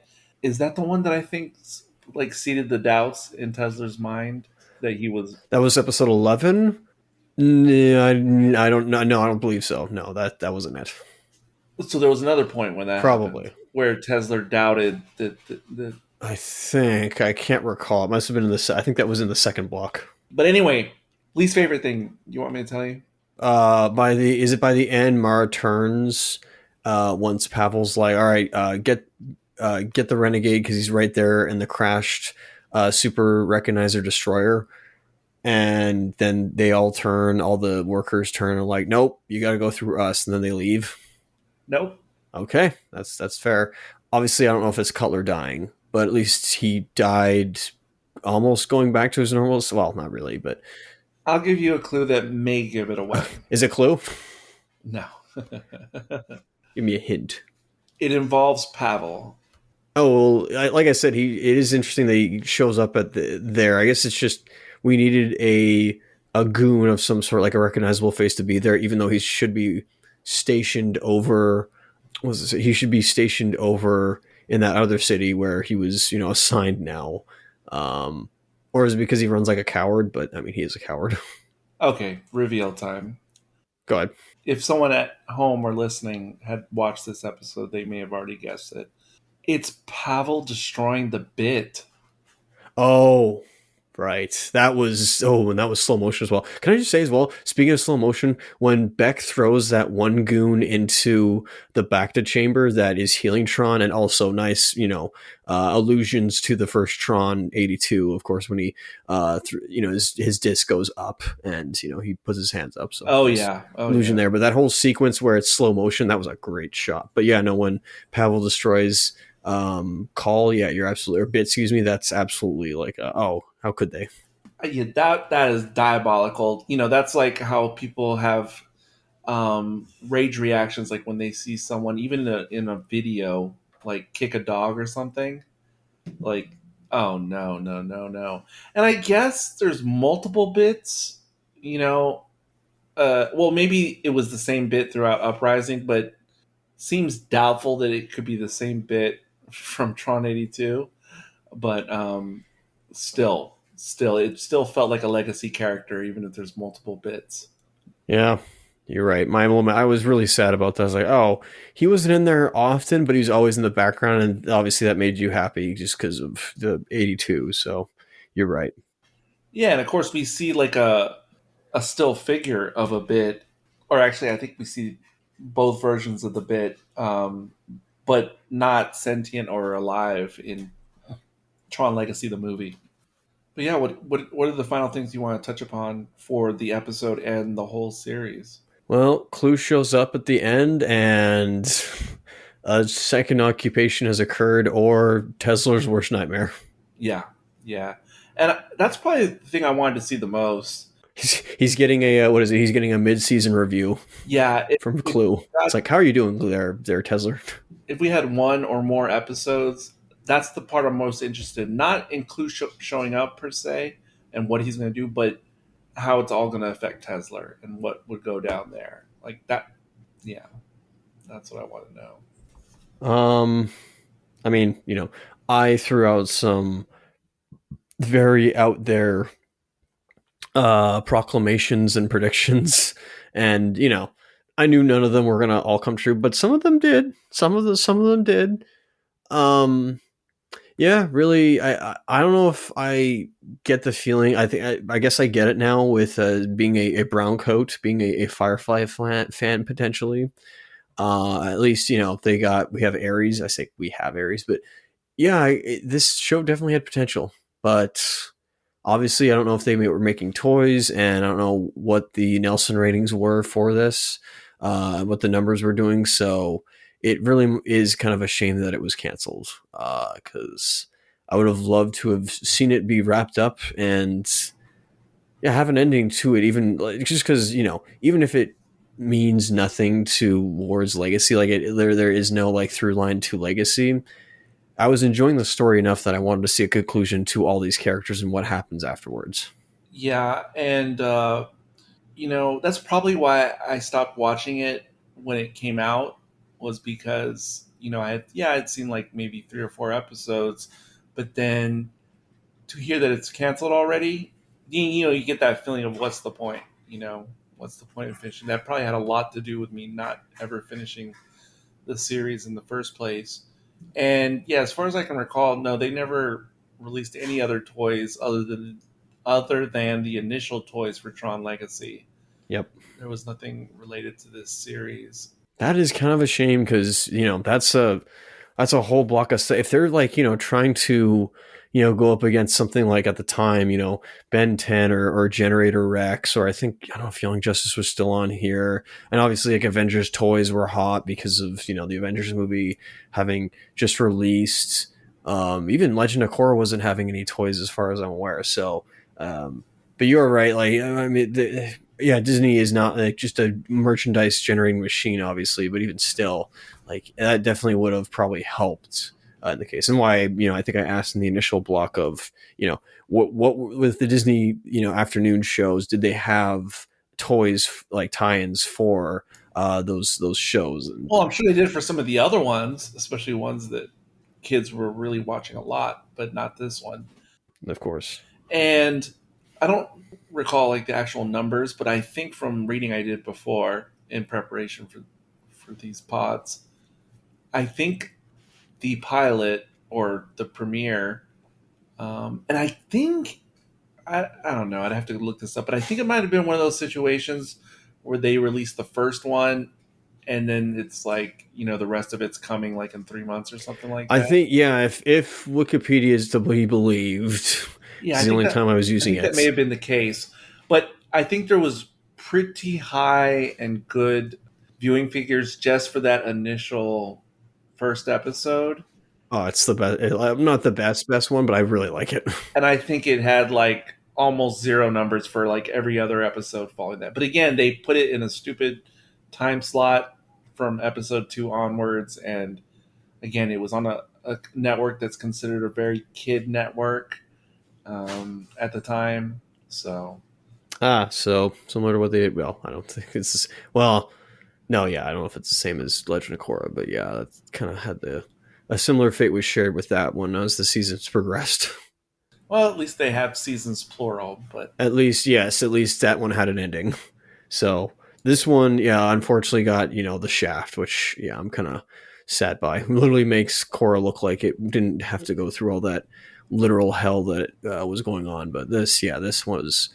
And it was honestly, I think the CGI was ahead of its time. I legit think that this is still like out of all those programs, like out of the, like I said, out of the block that had the art direction, similar art direction, at least I think personally, probably is all different, of Transformers Prime, Green Lantern the animated series, Beware the Batsman, and what was the last one? Oh, right, Teenage Mutant Ninja Turtles 2012 edition. All good shows in their own right. All like I hear and what I at least try to watch. Very well, not very well, but well written. Maybe on the similar level to this, perhaps. I'm not sure, but boy, was that animation or at least art direction I was not a fan of that. But this was like. I don't know if there's been a show that has a similar art direction to this since.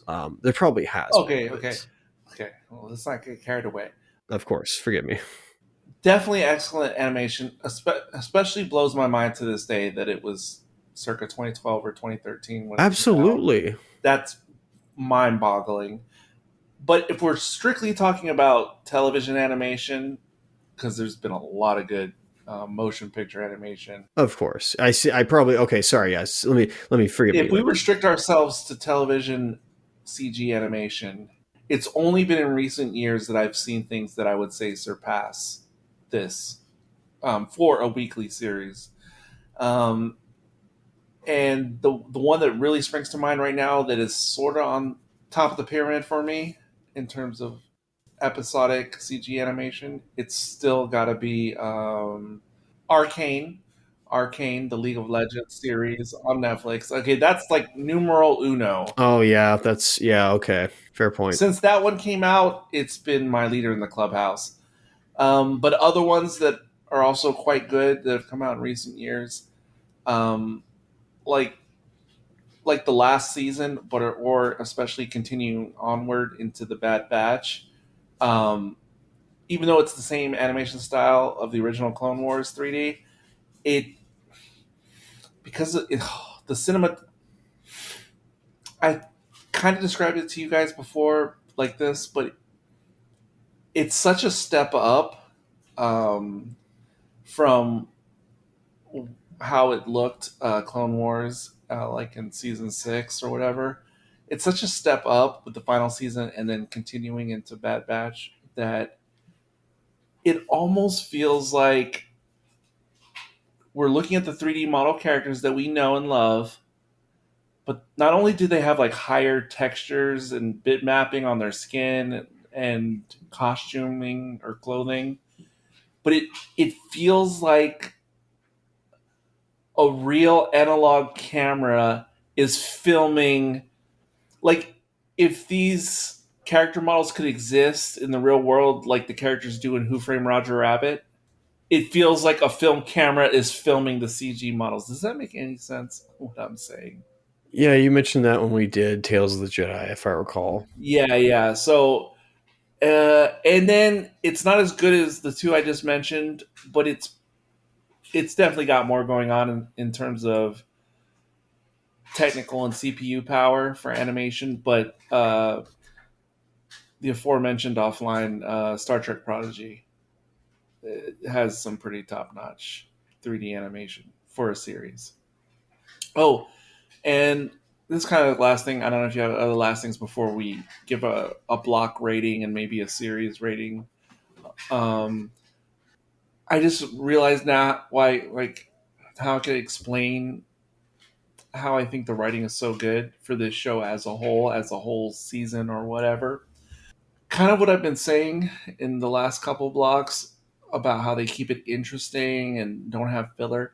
I think it's because this year, last year, I've been watching a lot more anime than I usually do, and there's been 2 or 3 anime series where I've gone pretty deep into their episode count. And as much as I like those shows a lot, and the ones I've gone deep into in recent years would be like My Hero Academia, One Piece, and most recently Demon Slayer. As much as I like all 3 of those animes, when you watch 20, 30 episodes plus, um, you see how they take the characters you know, but they put them through all the anime tropes that you've seen before in Dragon Ball or Naruto or whatever. So I'm not saying it's bad, but you see the blueprint because you've seen it before in many, many anime shows.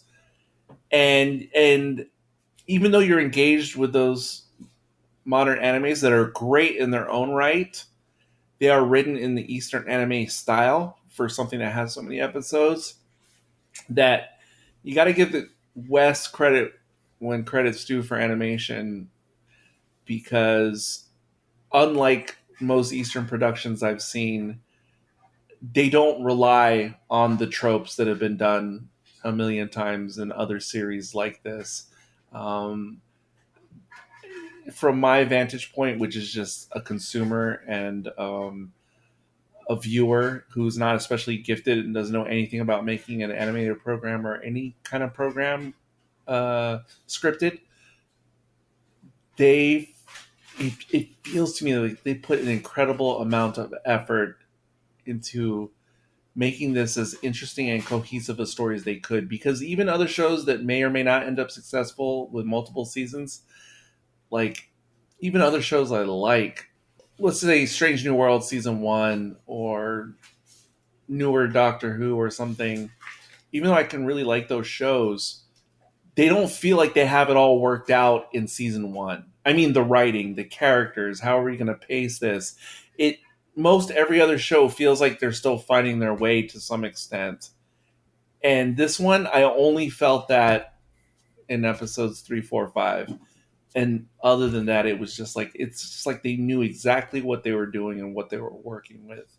I think the impressive, or at least most impressive thing I took from this was how they, I guess one thing that is either a trope or a restriction, hindrance, whatever you want to call it, or at least, something that is um, assured and what, necessary. I say necessary, that's not true, which is what does happen in these series that are, yes, unfortunately, I say unfortunately, but are more restricted for children.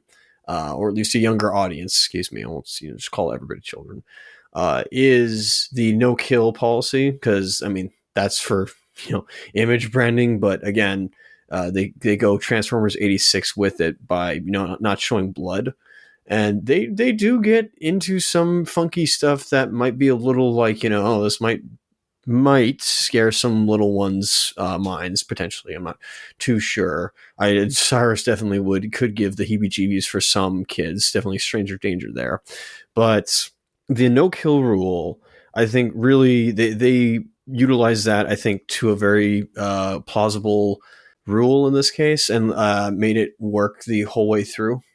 To be clear to the listeners who haven't watched this at all and are just listening to us, when you say no kill rule, you mean by, like, let's say our hero Beck or something, right? Yes, excuse me. Yes, Because it almost sounds like you're saying there's no killing at all in the show, and that is that's, yeah. Forgive me. Yeah, I forgot to mention that there. Yeah, where at least for our lead character Beck, there, yeah, he does definitely demonstrate a, like, I'm not going to kill my opponents. And that keeps him as the hero throughout. There's some shades of gray to him but he's still, I say human, but he still has emotions. He's not like completely fallible. He's not completely paragon. He will mess up, but that, I think, that shows him as a character. But I think he does progress throughout the story, and he'll have a spat here and there, but he'll try to get back on the path. I think it's also like some just sequential storytelling that does occur. But just with the him not killing, I think really did help the series. so. I think I just had a little big brain moment listening to what you were saying.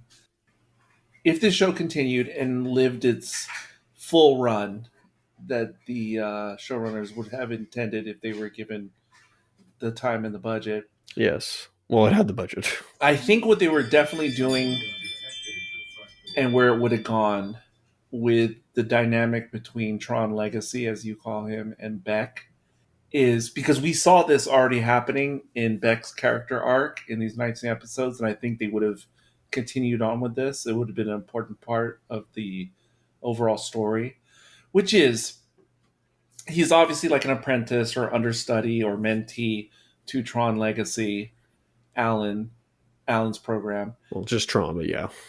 And I think what we see, because we see how Beck is becoming more and more rebellious as we go through these 19 episodes, towards Tron in particular. We see him starting to find his voice, where is obviously, especially the first half of these episodes, he's more or less subservient to his mentor figure.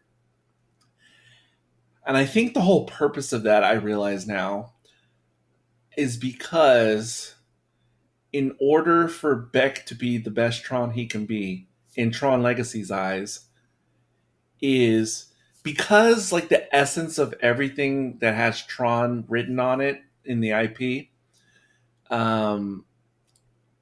because the main theme is always about rebellion and maintaining free will and not being locked into an oppressive structure, tyrannical, fascistic structure. It's always about breaking out of that. I think what they were setting up by design is, in order for Beck to become the best Tron he could be in Tron Legacy's eyes, he would have to first be able to truly exhibit free will disconnected from his mentor. You know what I mean? It would be the moment where the mentor realizes, okay, my progeny is now ready. I can cut the umbilical, because they are now finally expressing true free will against me. And I think that would be like the signifier that now he is truly ready to take the mantle completely. Does that make sense? Yes. He has now been able. Tron will cut off Beck's Padawan braid. Yeah. Yeah. I really think that was by design, and that's where everything has been leading for Beck, and it would continue on if we had more episodes and more seasons. Do you think that Beck would have survived, or I don't want to say like nihilistic, like an very like nihilistic or morbid, morbid comedy ending of, you know, Tron becomes Rinsler, and then you could say like it's maybe the Rogue One ending before the Rogue One ending, where most of our characters, including Tesla, die, and obviously Tron becomes Rinsler, but perhaps we see Korra with Kevin Flynn by the end of it, and that's the Princess Leia Hope scene. That's it. The next animated series should be called Tron: The Legend of Korra. That is exactly what I said. That is totally what I said. I don't know if there's any like way for these programs to take control of elements. I'm not exactly sure. I know there was a person who was taking control of elements in a way. The last ISO. Well, Legend of Korra: The Last ISO. Did I mention that in Legacy, like the movie? I don't recall that actually. I might have actually. Either way, like retroactively, yeah, it's right there. I can't remember, but what was I just talking about before I said the idiocy? No kill rule. Oh yeah, this is the last thing I want to say about that. I think we should rate this block. Yeah, of course. Yeah, every time someone mentions no kill, or for a kid show in particular, said it 1,000 times. I'm going to say 1,000 times more. Not only does Clone Wars have copious killing, but they have full-on torture, slavery, bondage, non-sexual, self-unaliving, mass casualty events, and I'm pretty sure, and there may be more than one instance of this, attempted genocide. How many kids programs do you know that contain all those elements? And not metaphoric genocide, not metaphoric self-harm, but like full-on on-screen, like there it is. If we limit Japanese animation, yeah, we're not doing that. That's a whole different ball game. Yeah, because I think some of those get into it. Some of those programs can. Oh yes, that's completely different. Like I don't know, Avatar, Last Airbender. You're right. It does have a lot of those elements. You're right. Not all of them, of course. There isn't. I don't recall anybody seceding to non-existence in those shows by Actually, no, never mind. There is kind of that, but there was a reason for that. Even though we understand that there's like a quasi-genocide of, let's say, the Airbenders in that universe, in that series, it's still not focused on and shown and explicitly displayed as much as Clone Wars. There's the results. Yeah, for sure. If you want to count skeletons. But and that's just Clone Wars. There is some crazy, not graphic, but very poignant self-sacrifice, like in other Star Wars animated Filoni stuff, like Rebels and stuff, that is just crazy. But anyway, so letter grade for the final block of Tron Uprising. First, or you want to go first? I feel like I've gone first almost like every time we've done this series, so... Short and sweet, although I'll probably elaborate after yours. A-. Okay. And that's not because it got canceled. No. For what it was going for, in your definition, A-, maybe B+. And we're talking about the last 4 episodes only, right? Yes. Okay. I thought you meant the entire series overall. No, we're going to do that next. Right. Okay. Yeah, A-. A-, okay. A-. So for myself, on the final block, if it wasn't for something I mentioned, it would have probably been an A. but because of something I mentioned in this block, I'll just give it an A plus. And that was the whole dating aspect and Paige and me just like completely falling in love with the character, especially in these final four. Like I just want to see so much more. And I don't even know if Beck as a character is worthy of Paige, but Ooh, drama. he's just pretty amazing. Series overall, B plus. A minus. Makes sense. Not really too much to complain about except for the untimely ending. That doesn't come from a place of incompleteness. Don't worry. Just thinking of it overall, yeah, B plus. Now, if this had been like, let's say, a 5-season series, and we had watched the whole entire thing, then maybe I would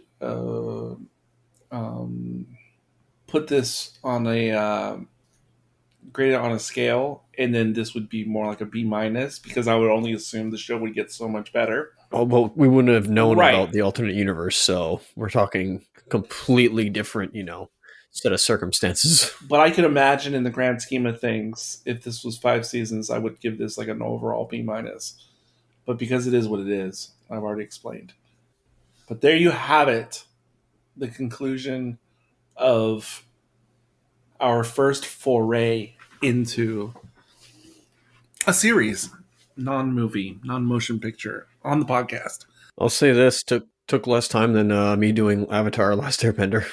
Certainly. And we just have a couple more parting gifts and offerings before we really close out. To your dear listeners. And first of those is, and I can't remember if I mentioned this on the actual podcast or just in ours or during our show prep. But I thought, why not?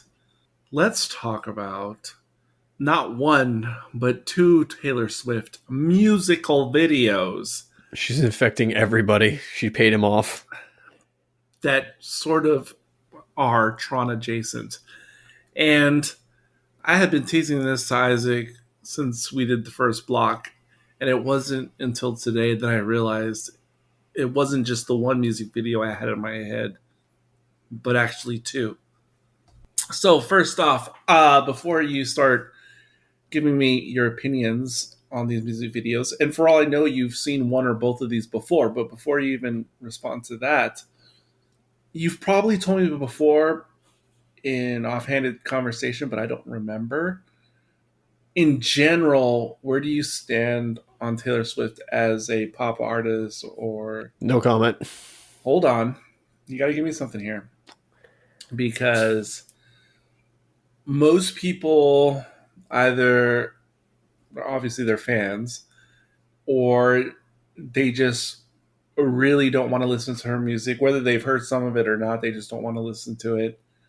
Or there's some who are like, yeah, I hear some of her songs. I don't know them well, but some are all right, but you're not like seeking it out. You've got to fall somewhere on that spectrum before seeing this or before us talking about Tron. Well, I know that my partner / best friend / other podcaster Caleb is a massive Taylor Swift fan. So is that true?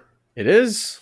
You can ask him yourself. I don't think I knew that. Don't want to drop that bomb on you, but yeah. So he's the one to also ask of like what he thought of these videos and the material and or the songs. So now, do not worry. I will say this for both videos. I did not mute the songs. I just I would like to think you wouldn't. I could have, but Scout's Honor, I listened to both again. Or I said both again. I listened to all this, like this lyrics and her singing. So I am in the camp of I have not given the old as is kind of not the rules, but kind of what we go on in Test for Echoes is give the old 3 listens. You gotta give it the 3 listens, and I have not given any of her albums the 3 listens.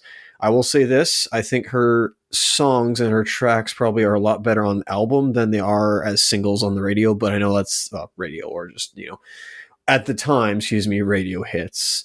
No longer are people listening to songs on radio, and it's set on Spotify or at least on music streaming services. But I prefer the album versus just singles. So honestly, I think her music will sound better on the album than just as a single. No, so I have not listened, given like an actual like analytical, or at least her the benefit of the doubt of listening. I wasn't to all expecting her you tracks. to do all that. That's for sure. I was expecting you at the very least just to watch the videos one time. But let's just say I'm cool with her. She's done nothing to offend me. I'm cool with her. But I did watch Bad Blood's music video. Okay, not opening day, but I remember when it was being touted like in 2015. 10 years ago. Whew. Yeah. Different year, different time, different era. I was excited for Daredevil by that point, by the way. It was like, oh, this is an exciting show. But Force Awakens was on the horizon.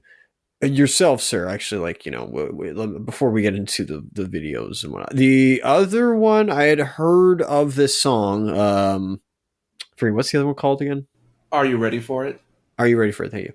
I don't know if this is her only rap song or pseudo rap song, and the closest I'll ever get to that T-Swizzle album that she promised in 2009 after the whole Kanye West incident. I'm not exactly sure if that's what's happening, but if that's the closest thing, sweet. I've been waiting for that album for years, and this is the closest I'm going to ever get to it. Yourself, over the mic to you, Eric. What's your initial thoughts, feelings, and or your history with Miss T-Swizzle? Yeah, I started really listening to her music, and once I started listening to her music, I instantly became a fan, and that would have been around 2007 or 2008, something like that. Yeah, that sounds about right. And yes, I'd heard her music around that time as well. And once I actually started listening to her music, I'd always been a fan. And with some of her early acting on television and in small parts in movies, I always thought she could have been much more known as an actress if she had wanted to, like a Mandy Moore or a J Lo or something. But anyway, both of these songs, albums, music videos came out when Taylor Swift had multiple peaks throughout her career, but this was definitely a significant one when she hit with the album that contained Bad Blood. And I want to say that was the first release off that album. But, now in 2025, and it's been a while since I've watched both of these videos in full, I really forgot that there were so many allusions to Tron in Bad Blood in particular. It was more the second video, which has always stuck in my head in terms of Tron this whole time. So I was a little bit surprised when I was trying to Google the name of the Taylor Swift song with Tron stuff, that Bad Blood is the one that is much more prominent in Google searching and not so much the second, which a little bit surprised me earlier today, but I get it now. But it's hard for me to say too much when I'm very familiar with both songs and both videos from back in the day. And I was tickled to no end. I don't remember how much in terms of Tron with Bad Blood, but certainly with the second video, I just even couldn't even believe that was happening. Like, to be so overt about some of the stylistic choices, like visually. But what do you think of vis-a-vis Tron? What do you think about Bad Blood? There's illusions, but it's not like direct because there's a whole bunch of other stuff going on in that. For sure, but just focus on the Tron bits. It's just illusions. I'm not really like, oh, is it her or is it mostly like, should we be giving credit to the director? What's his name? Joseph something, Kahn, I believe. It's hard to say because I don't know where Taylor Swift was in particular with her career when it came to such matters, meaning music videos, because it's become commonplace for years and years that a lot of artists, especially pop artists, but not only pop artists, will almost will give little or almost no input at all about what a particular music video for one of their songs is going to be, and they just literally show up to participate. But I know in the present day that is 100% not the case with Taylor Swift in particular. And I know she's been. What was the first time she directed one of her own music videos? I think that was maybe it was post COVID, maybe, but I could be wrong. There might have been one. You're asking the wrong fellow, bud. There might have been one pre-COVID that she directed, but she even before she was directing herself, she's definitely been extremely involved with her music videos. So I don't know if that was already a thing at this point. Now, probably it was her idea to include all her friends and all that business, but I don't know if it was her idea to have all these references not only to Tron, but just a lot of action movies in general. I think one of the first things I thought is it reminded me of the look of some aughts movies. Oh yeah, like a Charlie's Angels or like a Mission Impossible type movie.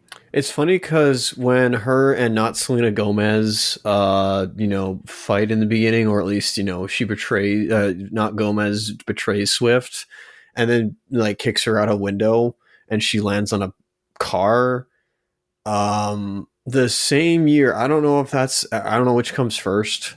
The same year, Fast and Furious 7 was released, and that opens, not immediately opens, but that opens with Jason Statham fighting The Rock, and The Rock exiting out of a second story window or something like that, or fourth or fifth story. That was not the second story window. Okay, well, whatever it was, sorry, but like fourth or fifth level story building window and onto a car. So I'm like, is that which came first? I assume maybe Fast 7, but I thought for sure you were going to bring up Watchmen instead for that scene. Oh, I guess there's that, but I haven't seen Watchmen. Like I've read it, I haven't seen it though. Oh, well, that explains it, because when she initially goes out the window, it is spot on Watchmen. Oh, I guess yeah, the slow motion, right? Okay, it's different in comic panels. Spot on, but yeah, what do you think about the? I forget what they're called. Oh, they're called sirens in Tron Legacy. Sort of like the prepping or reconstituting Swift in the black outfit. Is that your girlfriend? Well, I wouldn't call her my girlfriend, but okay, is that the woman you have the hots for? I like that makes it any better. That is Haley Steinfeld times 3, the Trinity. So she has twin sisters, I guess? Well, in the music video, not in real life. Oh, okay. Does she have siblings in real life? Also, I don't know that those would be twin sisters. Triplet sisters? But I think she has a brother. Okay. But I don't believe she has any sister. It's there, yes. The scene of the sirens, remodeling, not remodeling, but like armoring her up. It's there. It reminds me of like a proto Suicide Squad video, where she gets all of her friends together. Because there's just a bunch of, you're right. There's a bunch of other, like, I think references that the director is bringing in. So just that there is that Tron element is nice, but it's not the sole focus. And what I got wrong last time was, I mentioned Kanye's, Stronger. Yeah. Now I got that wrong because, well, it's, obviously sampling Daft Punk. Yeah. But the reference it's using, I think, is a lot more not explicit, but that one at least is consistent throughout that, where there's like they are making reference to Akira, and so that worth it, maybe not mentioning, but that's at least like, okay, he's really like, that's the sole focus of the video, perhaps. But in this, it's only like a small portion of it, so I wouldn't even call it as like, oh, it's, it needs to be seen as like, oh, it's something, because now you can just go to anything and say, oh, hey, this has Tron in it, so we got to mention it. It's like, it's just, it's worth mentioning once, but not too much, because even the next one has some Tron in it, but I think it has some other stuff like, well, we'll get into it, of course, but So I'm surprised that there's a Tron Uprising reference in this music video. Really? Huh. Not really, but there's a brief sequence where one of the Swift friends has a weapon, sort of like a ball with a blade on a chain that she's swinging Oh around. yeah. And I was thinking about that one episode in Uprising that we talked about. It's Dyson's weapon. Right, you're right. And though I'm sure it's more a reference to Kill Bill in this music video. There's actually I didn't even think of that. There you go. That's a better reference actually. And that looked more just like a weapon that just was a ranged melee weapon. True that, but it's I'm sure the director or whomever creative had Kill Bill on the brain. And of course we have a sort of like a light cycle type situation with a red and a blue. And I just think it's cool that even though it has nods to many types of films. Oh, also we see one or two outfits that look like Lilu in from the Fifth Element. Yes, I noticed that. I was like, oh, what she and she almost kind of looks like Jovovich in a way. I'm like, if they ever wanted to make a remake, or not a remake, but if they ever wanted to make like a sequel, I know Jovovich is obviously still playing, and she still looks good for her age, but like, And she has her grown daughter now who looks a lot like her. oh golly, or you can always have T Swizzle over here, stand in place for her. But other than the Tron stuff, something I thought interesting watching this again today was that we have Zendaya, so we have our Dune connection. And of course, we have Jessica Alba for our Dark Angel connection. I just think that's pretty nutty.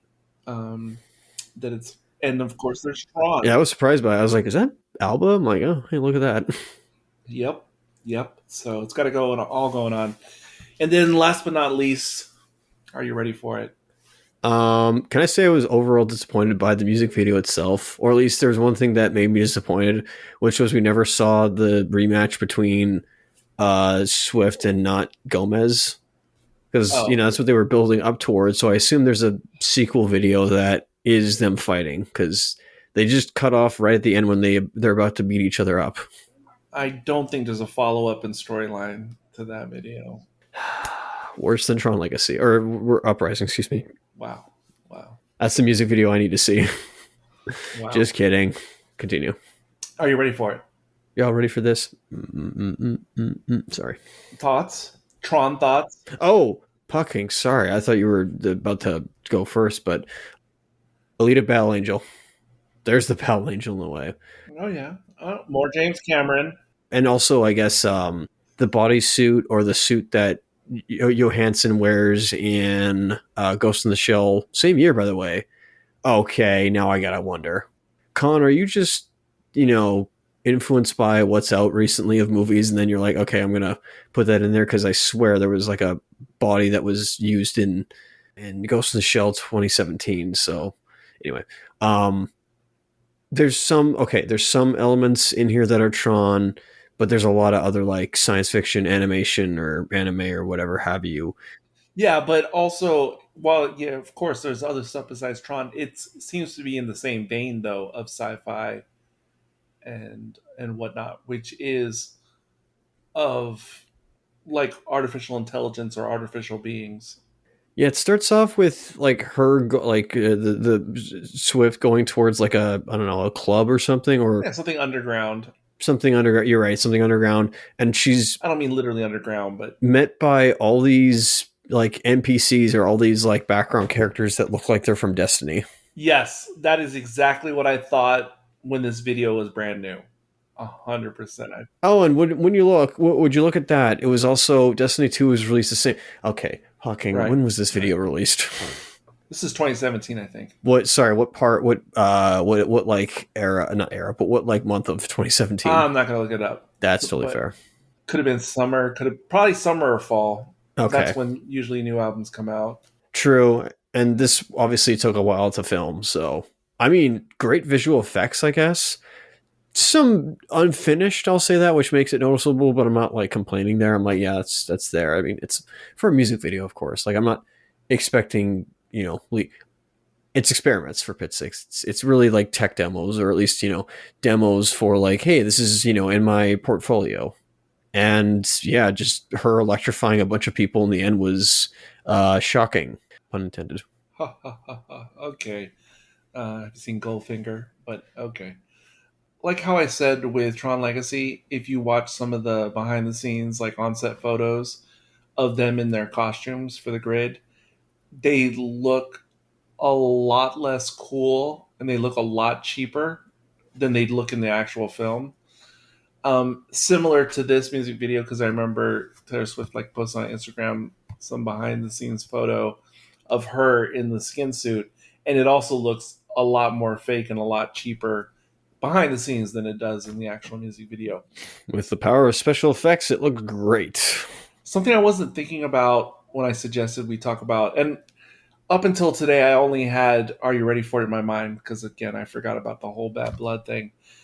But after rewatching this video today, I think it's a little bit more interesting in terms of Tron, not because of the visual per se, but because thematically, unlike Bad Blood, this really is about a lot of the similar themes in Tron.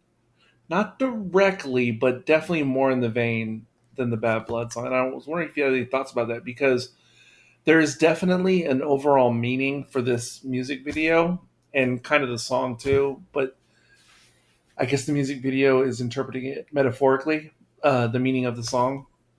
But if we're just looking at the video and taking it in and trying to figure it out here, it seems to be like, are you ready for it?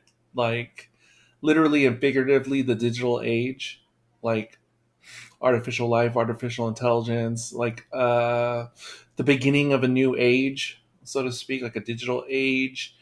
And her character, there seems to be something going on loosely metaphorically about losing your humanity, becoming like a program or a sheep or something, a puppet, because of digital technology. So, any thoughts about that? Because the way I remember it as a fan, this, hearing this song without the music video, it was more like, oh, I think this her Reputation album. This was like her big, like, I'm getting edgy type debut. I mean, not just this song, but like the whole album and everything, the whole vibe. And so I get that. But as it pertains to the video, there's, like, as I just said, the additional messaging of a new era is coming upon us, and are you ready for what's coming next? What do you think about that metaphor? Not so much the one about Swift being edgy, but the one about a new digital age being upon us. Well, I'm not sure if that was up to Swift's decision with the direction of this video, unless she had input in that, or she had direct control over that. Well, I know, but regardless of that, let's say it's the director's idea and concept. What do you think about it? A full-on analysis. Okay. Well, I didn't necessarily say that, but okay. Well, fair enough.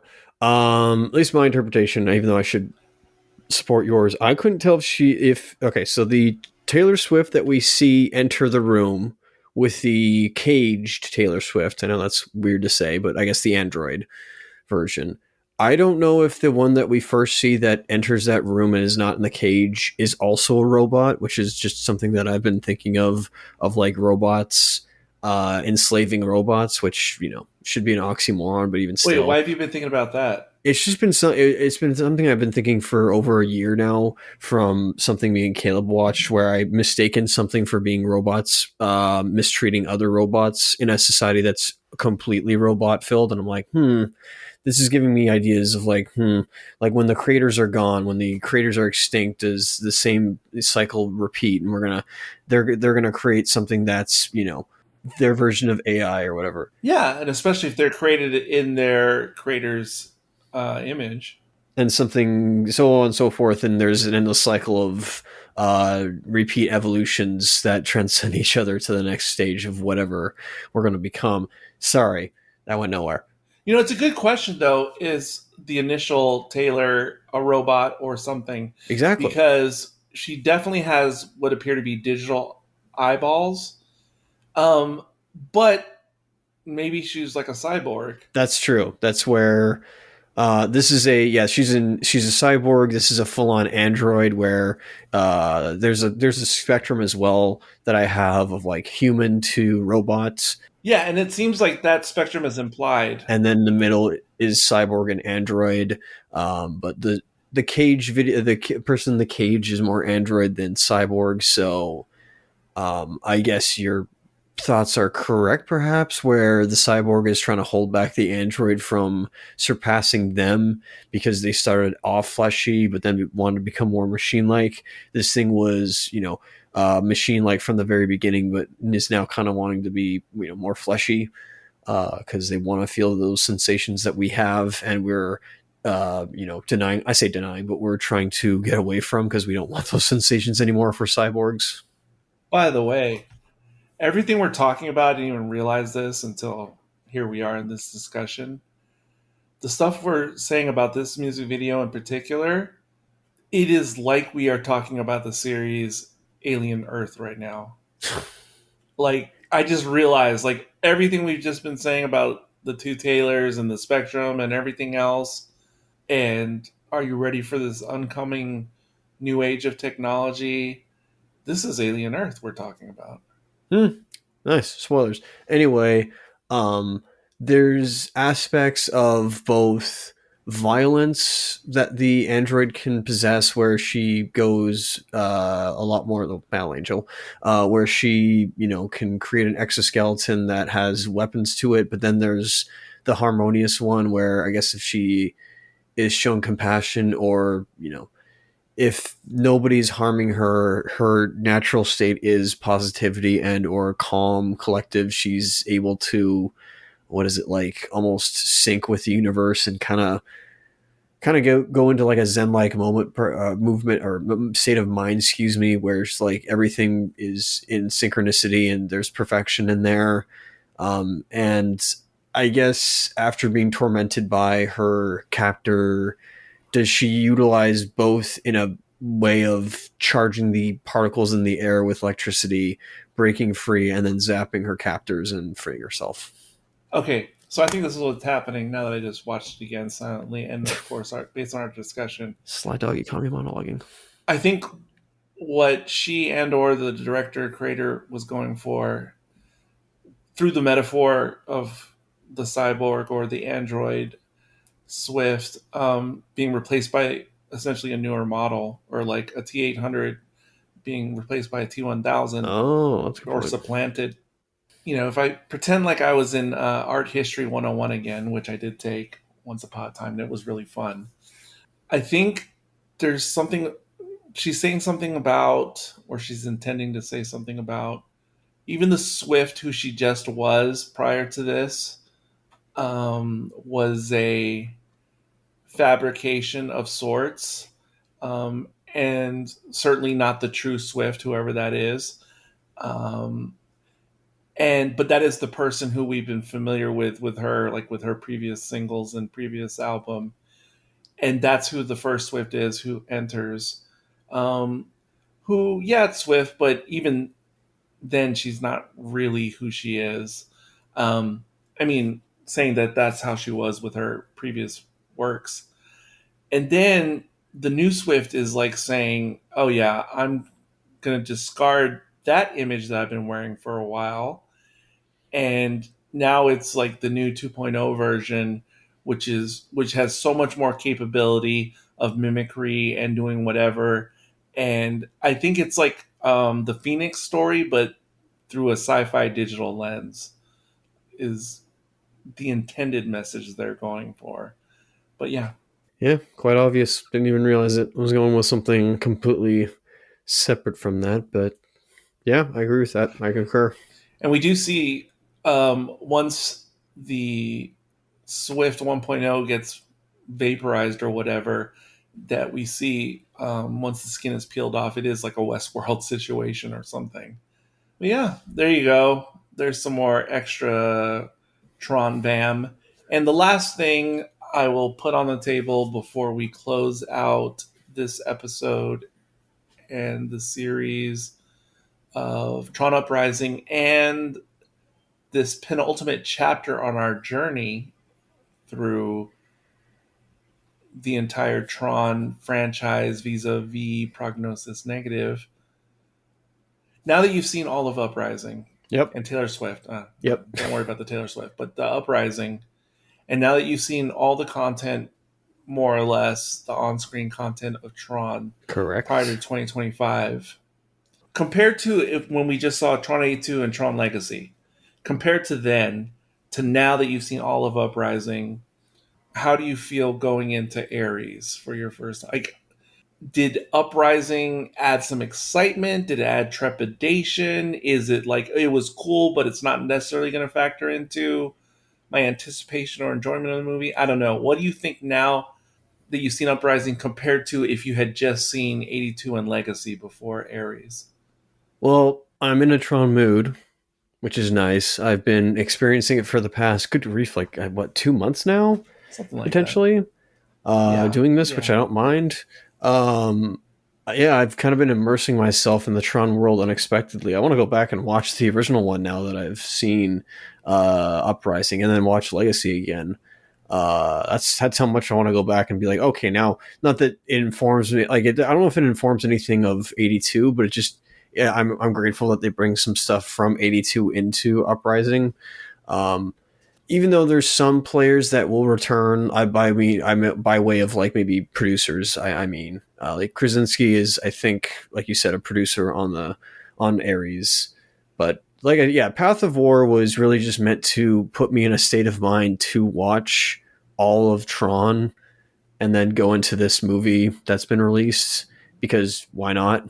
It was anticipation. It was maybe hype, but has your feeling changed between finishing Legacy and now finishing Uprising? Has there been any change in your excitement or expectation or anything for Ares? I think the soundtrack to Ares is what's making me want to go see it. I was going to see it regardless with Uprising and Legacy, but it's really that soundtrack that has made me want to see that film. And if there will be anything that they transfer from Uprising into Ares, but I assume nobody's watched that. I'm assuming nobody in that production watched all of these, supplementals or, first Tron. Or I could answer that question right now, but I'm not. Well, that will be discussed in the next episode of Prognosis Negative. And that soundtrack, up to today, about how much would you say you've listened to that soundtrack? I mentioned it in the last block, but I said I've listened to it twice. Oh, that's it? The way you were just describing it right now, I thought you'd listen to it much more than twice. I mean, I should be listening to it, but I actually like to have things on cooldown just so that I can anticipate. Okay, I want to go back. Oh, no. I agree. I have no qualms. It's just the way you were just describing it. It sounded like you had listened to it a lot. Listen, the way I listen to music is how I probably would drink liquor if I ever drank liquor. No. I'm going through different tastes every now and then. I'm not just.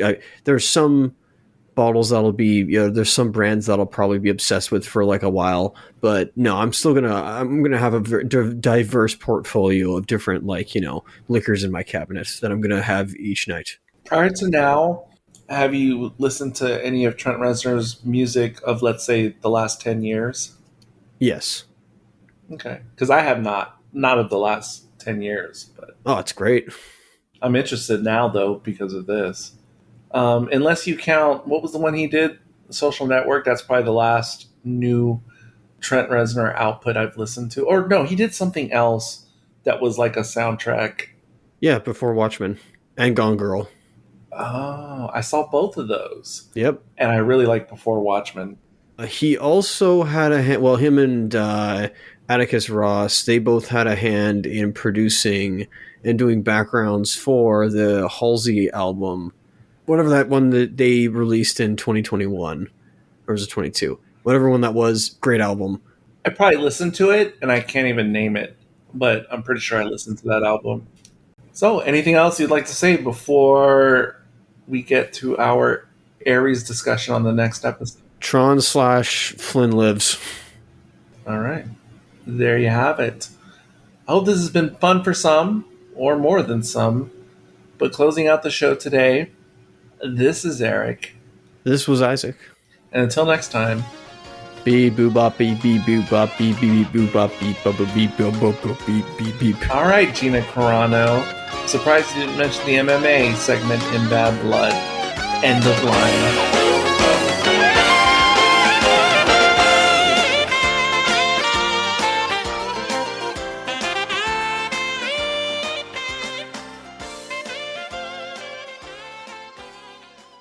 Prognosis negative.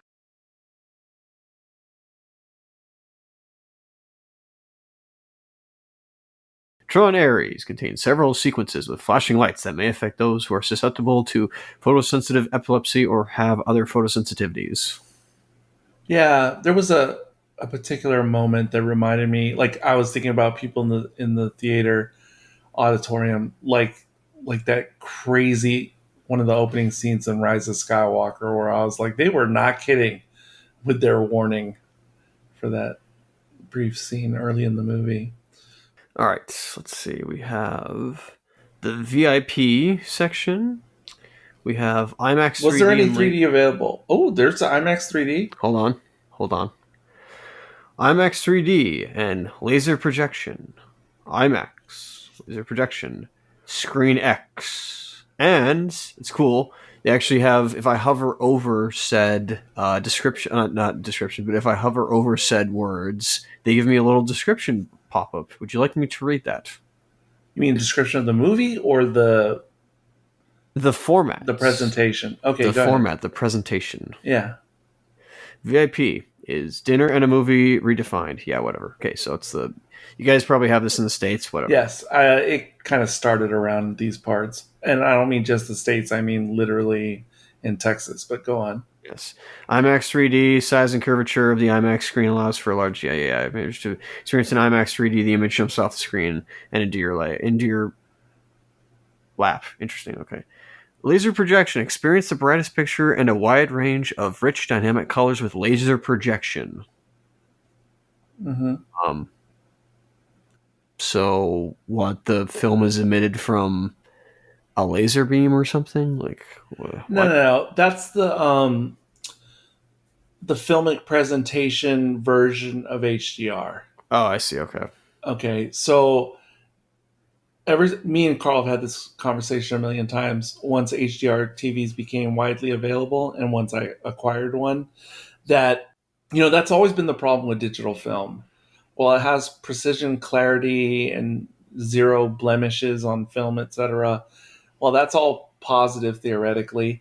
The biggest negative has always been that digital film presentation does not have the rich colors of old analog film. That's the one thing that digital has been sorely lacking in. And now that they have those laser projectors, as they call them, that's them attempting to make digital projection have a richer picture quality to analog film. So yeah, that's what you're getting with that. It's kind of like the difference between having a Switch OLED and a Switch regular in terms of colors. It's not as good as that. I mean, you can see the difference more with the Switch OLED, but it's the same point or purpose. Okay, so I was going to bring this up during the Ares episode, but it's not really a spoiler. It's for your selection. This is what I would say.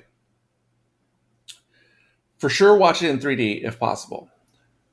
Now, there's obviously two 3D formats by and large. There's the IMAX choice or there's a non-IMAX choice.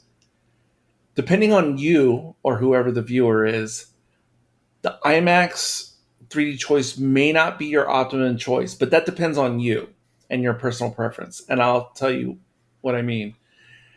I've already known this. It applies to other movies, not just Tron, but it is especially applies to Tron.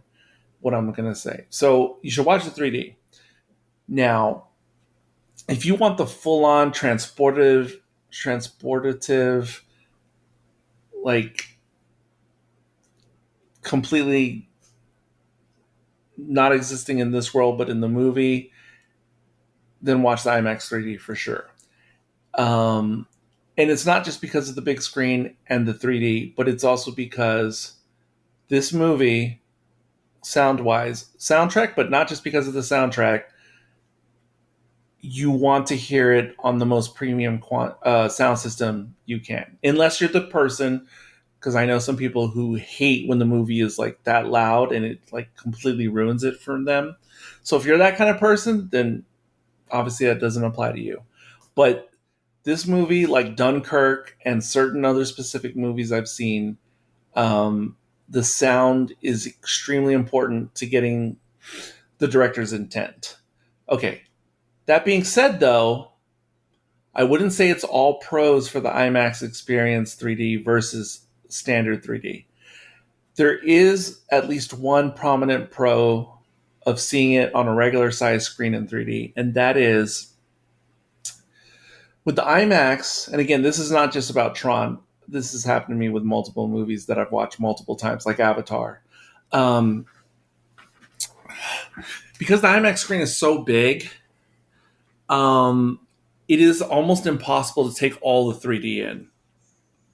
You know, it'll still be an amazing, overwhelming experience, but you won't be able to take in the whole frame because it's just so big. That's a good thing, and then that's a bad thing. When I watched it on standard size 3D, I could really appreciate 3D more. Of course, I'm not watching the movie for the 3D, but if you're just like a 3D aficionado and you care about that more than anything, then you'd want to watch the standard size screen. But not only for the 3D, but also because the screen is more manageable in size for my eyeballs, I was much more able to take in all the information in frame, if you know what I mean. It was easier for me to notice small details and or Easter eggs on a standard size screen. So that would be the pros of a standard size screen. But if you just want to be completely whisked away, then of course IMAX 3D. And then you can look for the details later at home, on a home release. So I switched to a different theater. This is what they have. Ultra AVX, 3D, D-Box, full recliner, Dolby Atmos, laser projection. Wait, are those all separate or are they all in the same place? That's or same auditorium, I mean. In one auditorium. That is perfectly fine. Like if the IMAX is too far away or you have to pay for parking or inconvenient, that is 100% the next best choice. If you wanted to get all aspects of the movie experience, that is perfectly adequate, what you just said. I think it's just kind of overload, though. I think it's like just it kind of overstimulates me of just seeing all those words. I know what they mean, but it's just no. Wow, that's the only thing that I think insane. Is the only thing I think that would, in a literal sense, be stimulus overload out of that whole list. The D-Box, like that could be gilding the lily. Yeah, problematic potentially, which is funny because the selection below it has everything I just said minus the D-Box. Because I'm not necessarily pro or anti D-Box. I've only experienced it like once in my life, I think. And it felt like a novelty to me. Like it didn't ruin the movie, but it wasn't like, oh, I got to experience this every time. No, it was just like, okay, that's kind of funny. No, but I'll tell you what kind of D-Box I do like. I like natural D-Box that occurs in an IMAX presentation. So, like when I saw Oppenheimer and when I saw Tron, just because they push, at least where I was, they push the IMAX sound system to its threshold. You get the natural D-box effect. That I love. So I'm cool with that at an IMAX showing. But because this movie is the way it is, the D-box could be out of control for this particular movie. But other than the D-box, I think all those other things, hell yeah, I want those. Yeah. Are you going to tell me what you're going to choose, or are you going to keep it like a surprise? Yeah, I haven't chosen yet. I haven't. Yeah, not yet. Yeah, but if you just want the full on experience as intended, you got to go IMAX, because it's, remember when it comes to IMAX, and it pertains to this movie, but not all IMAX movies, in quotes IMAX movies, because some movies are produced like in a FOMAX kind of way, which is anyway. Also know, besides all the things I've already said, but when you watch a true IMAX movie like this one, you are seeing material in the top and the bottom, not through the whole movie, but during certain scenes, you're seeing more material that, of course, you will absolutely not see on a regular size screen because it'll be cropped off.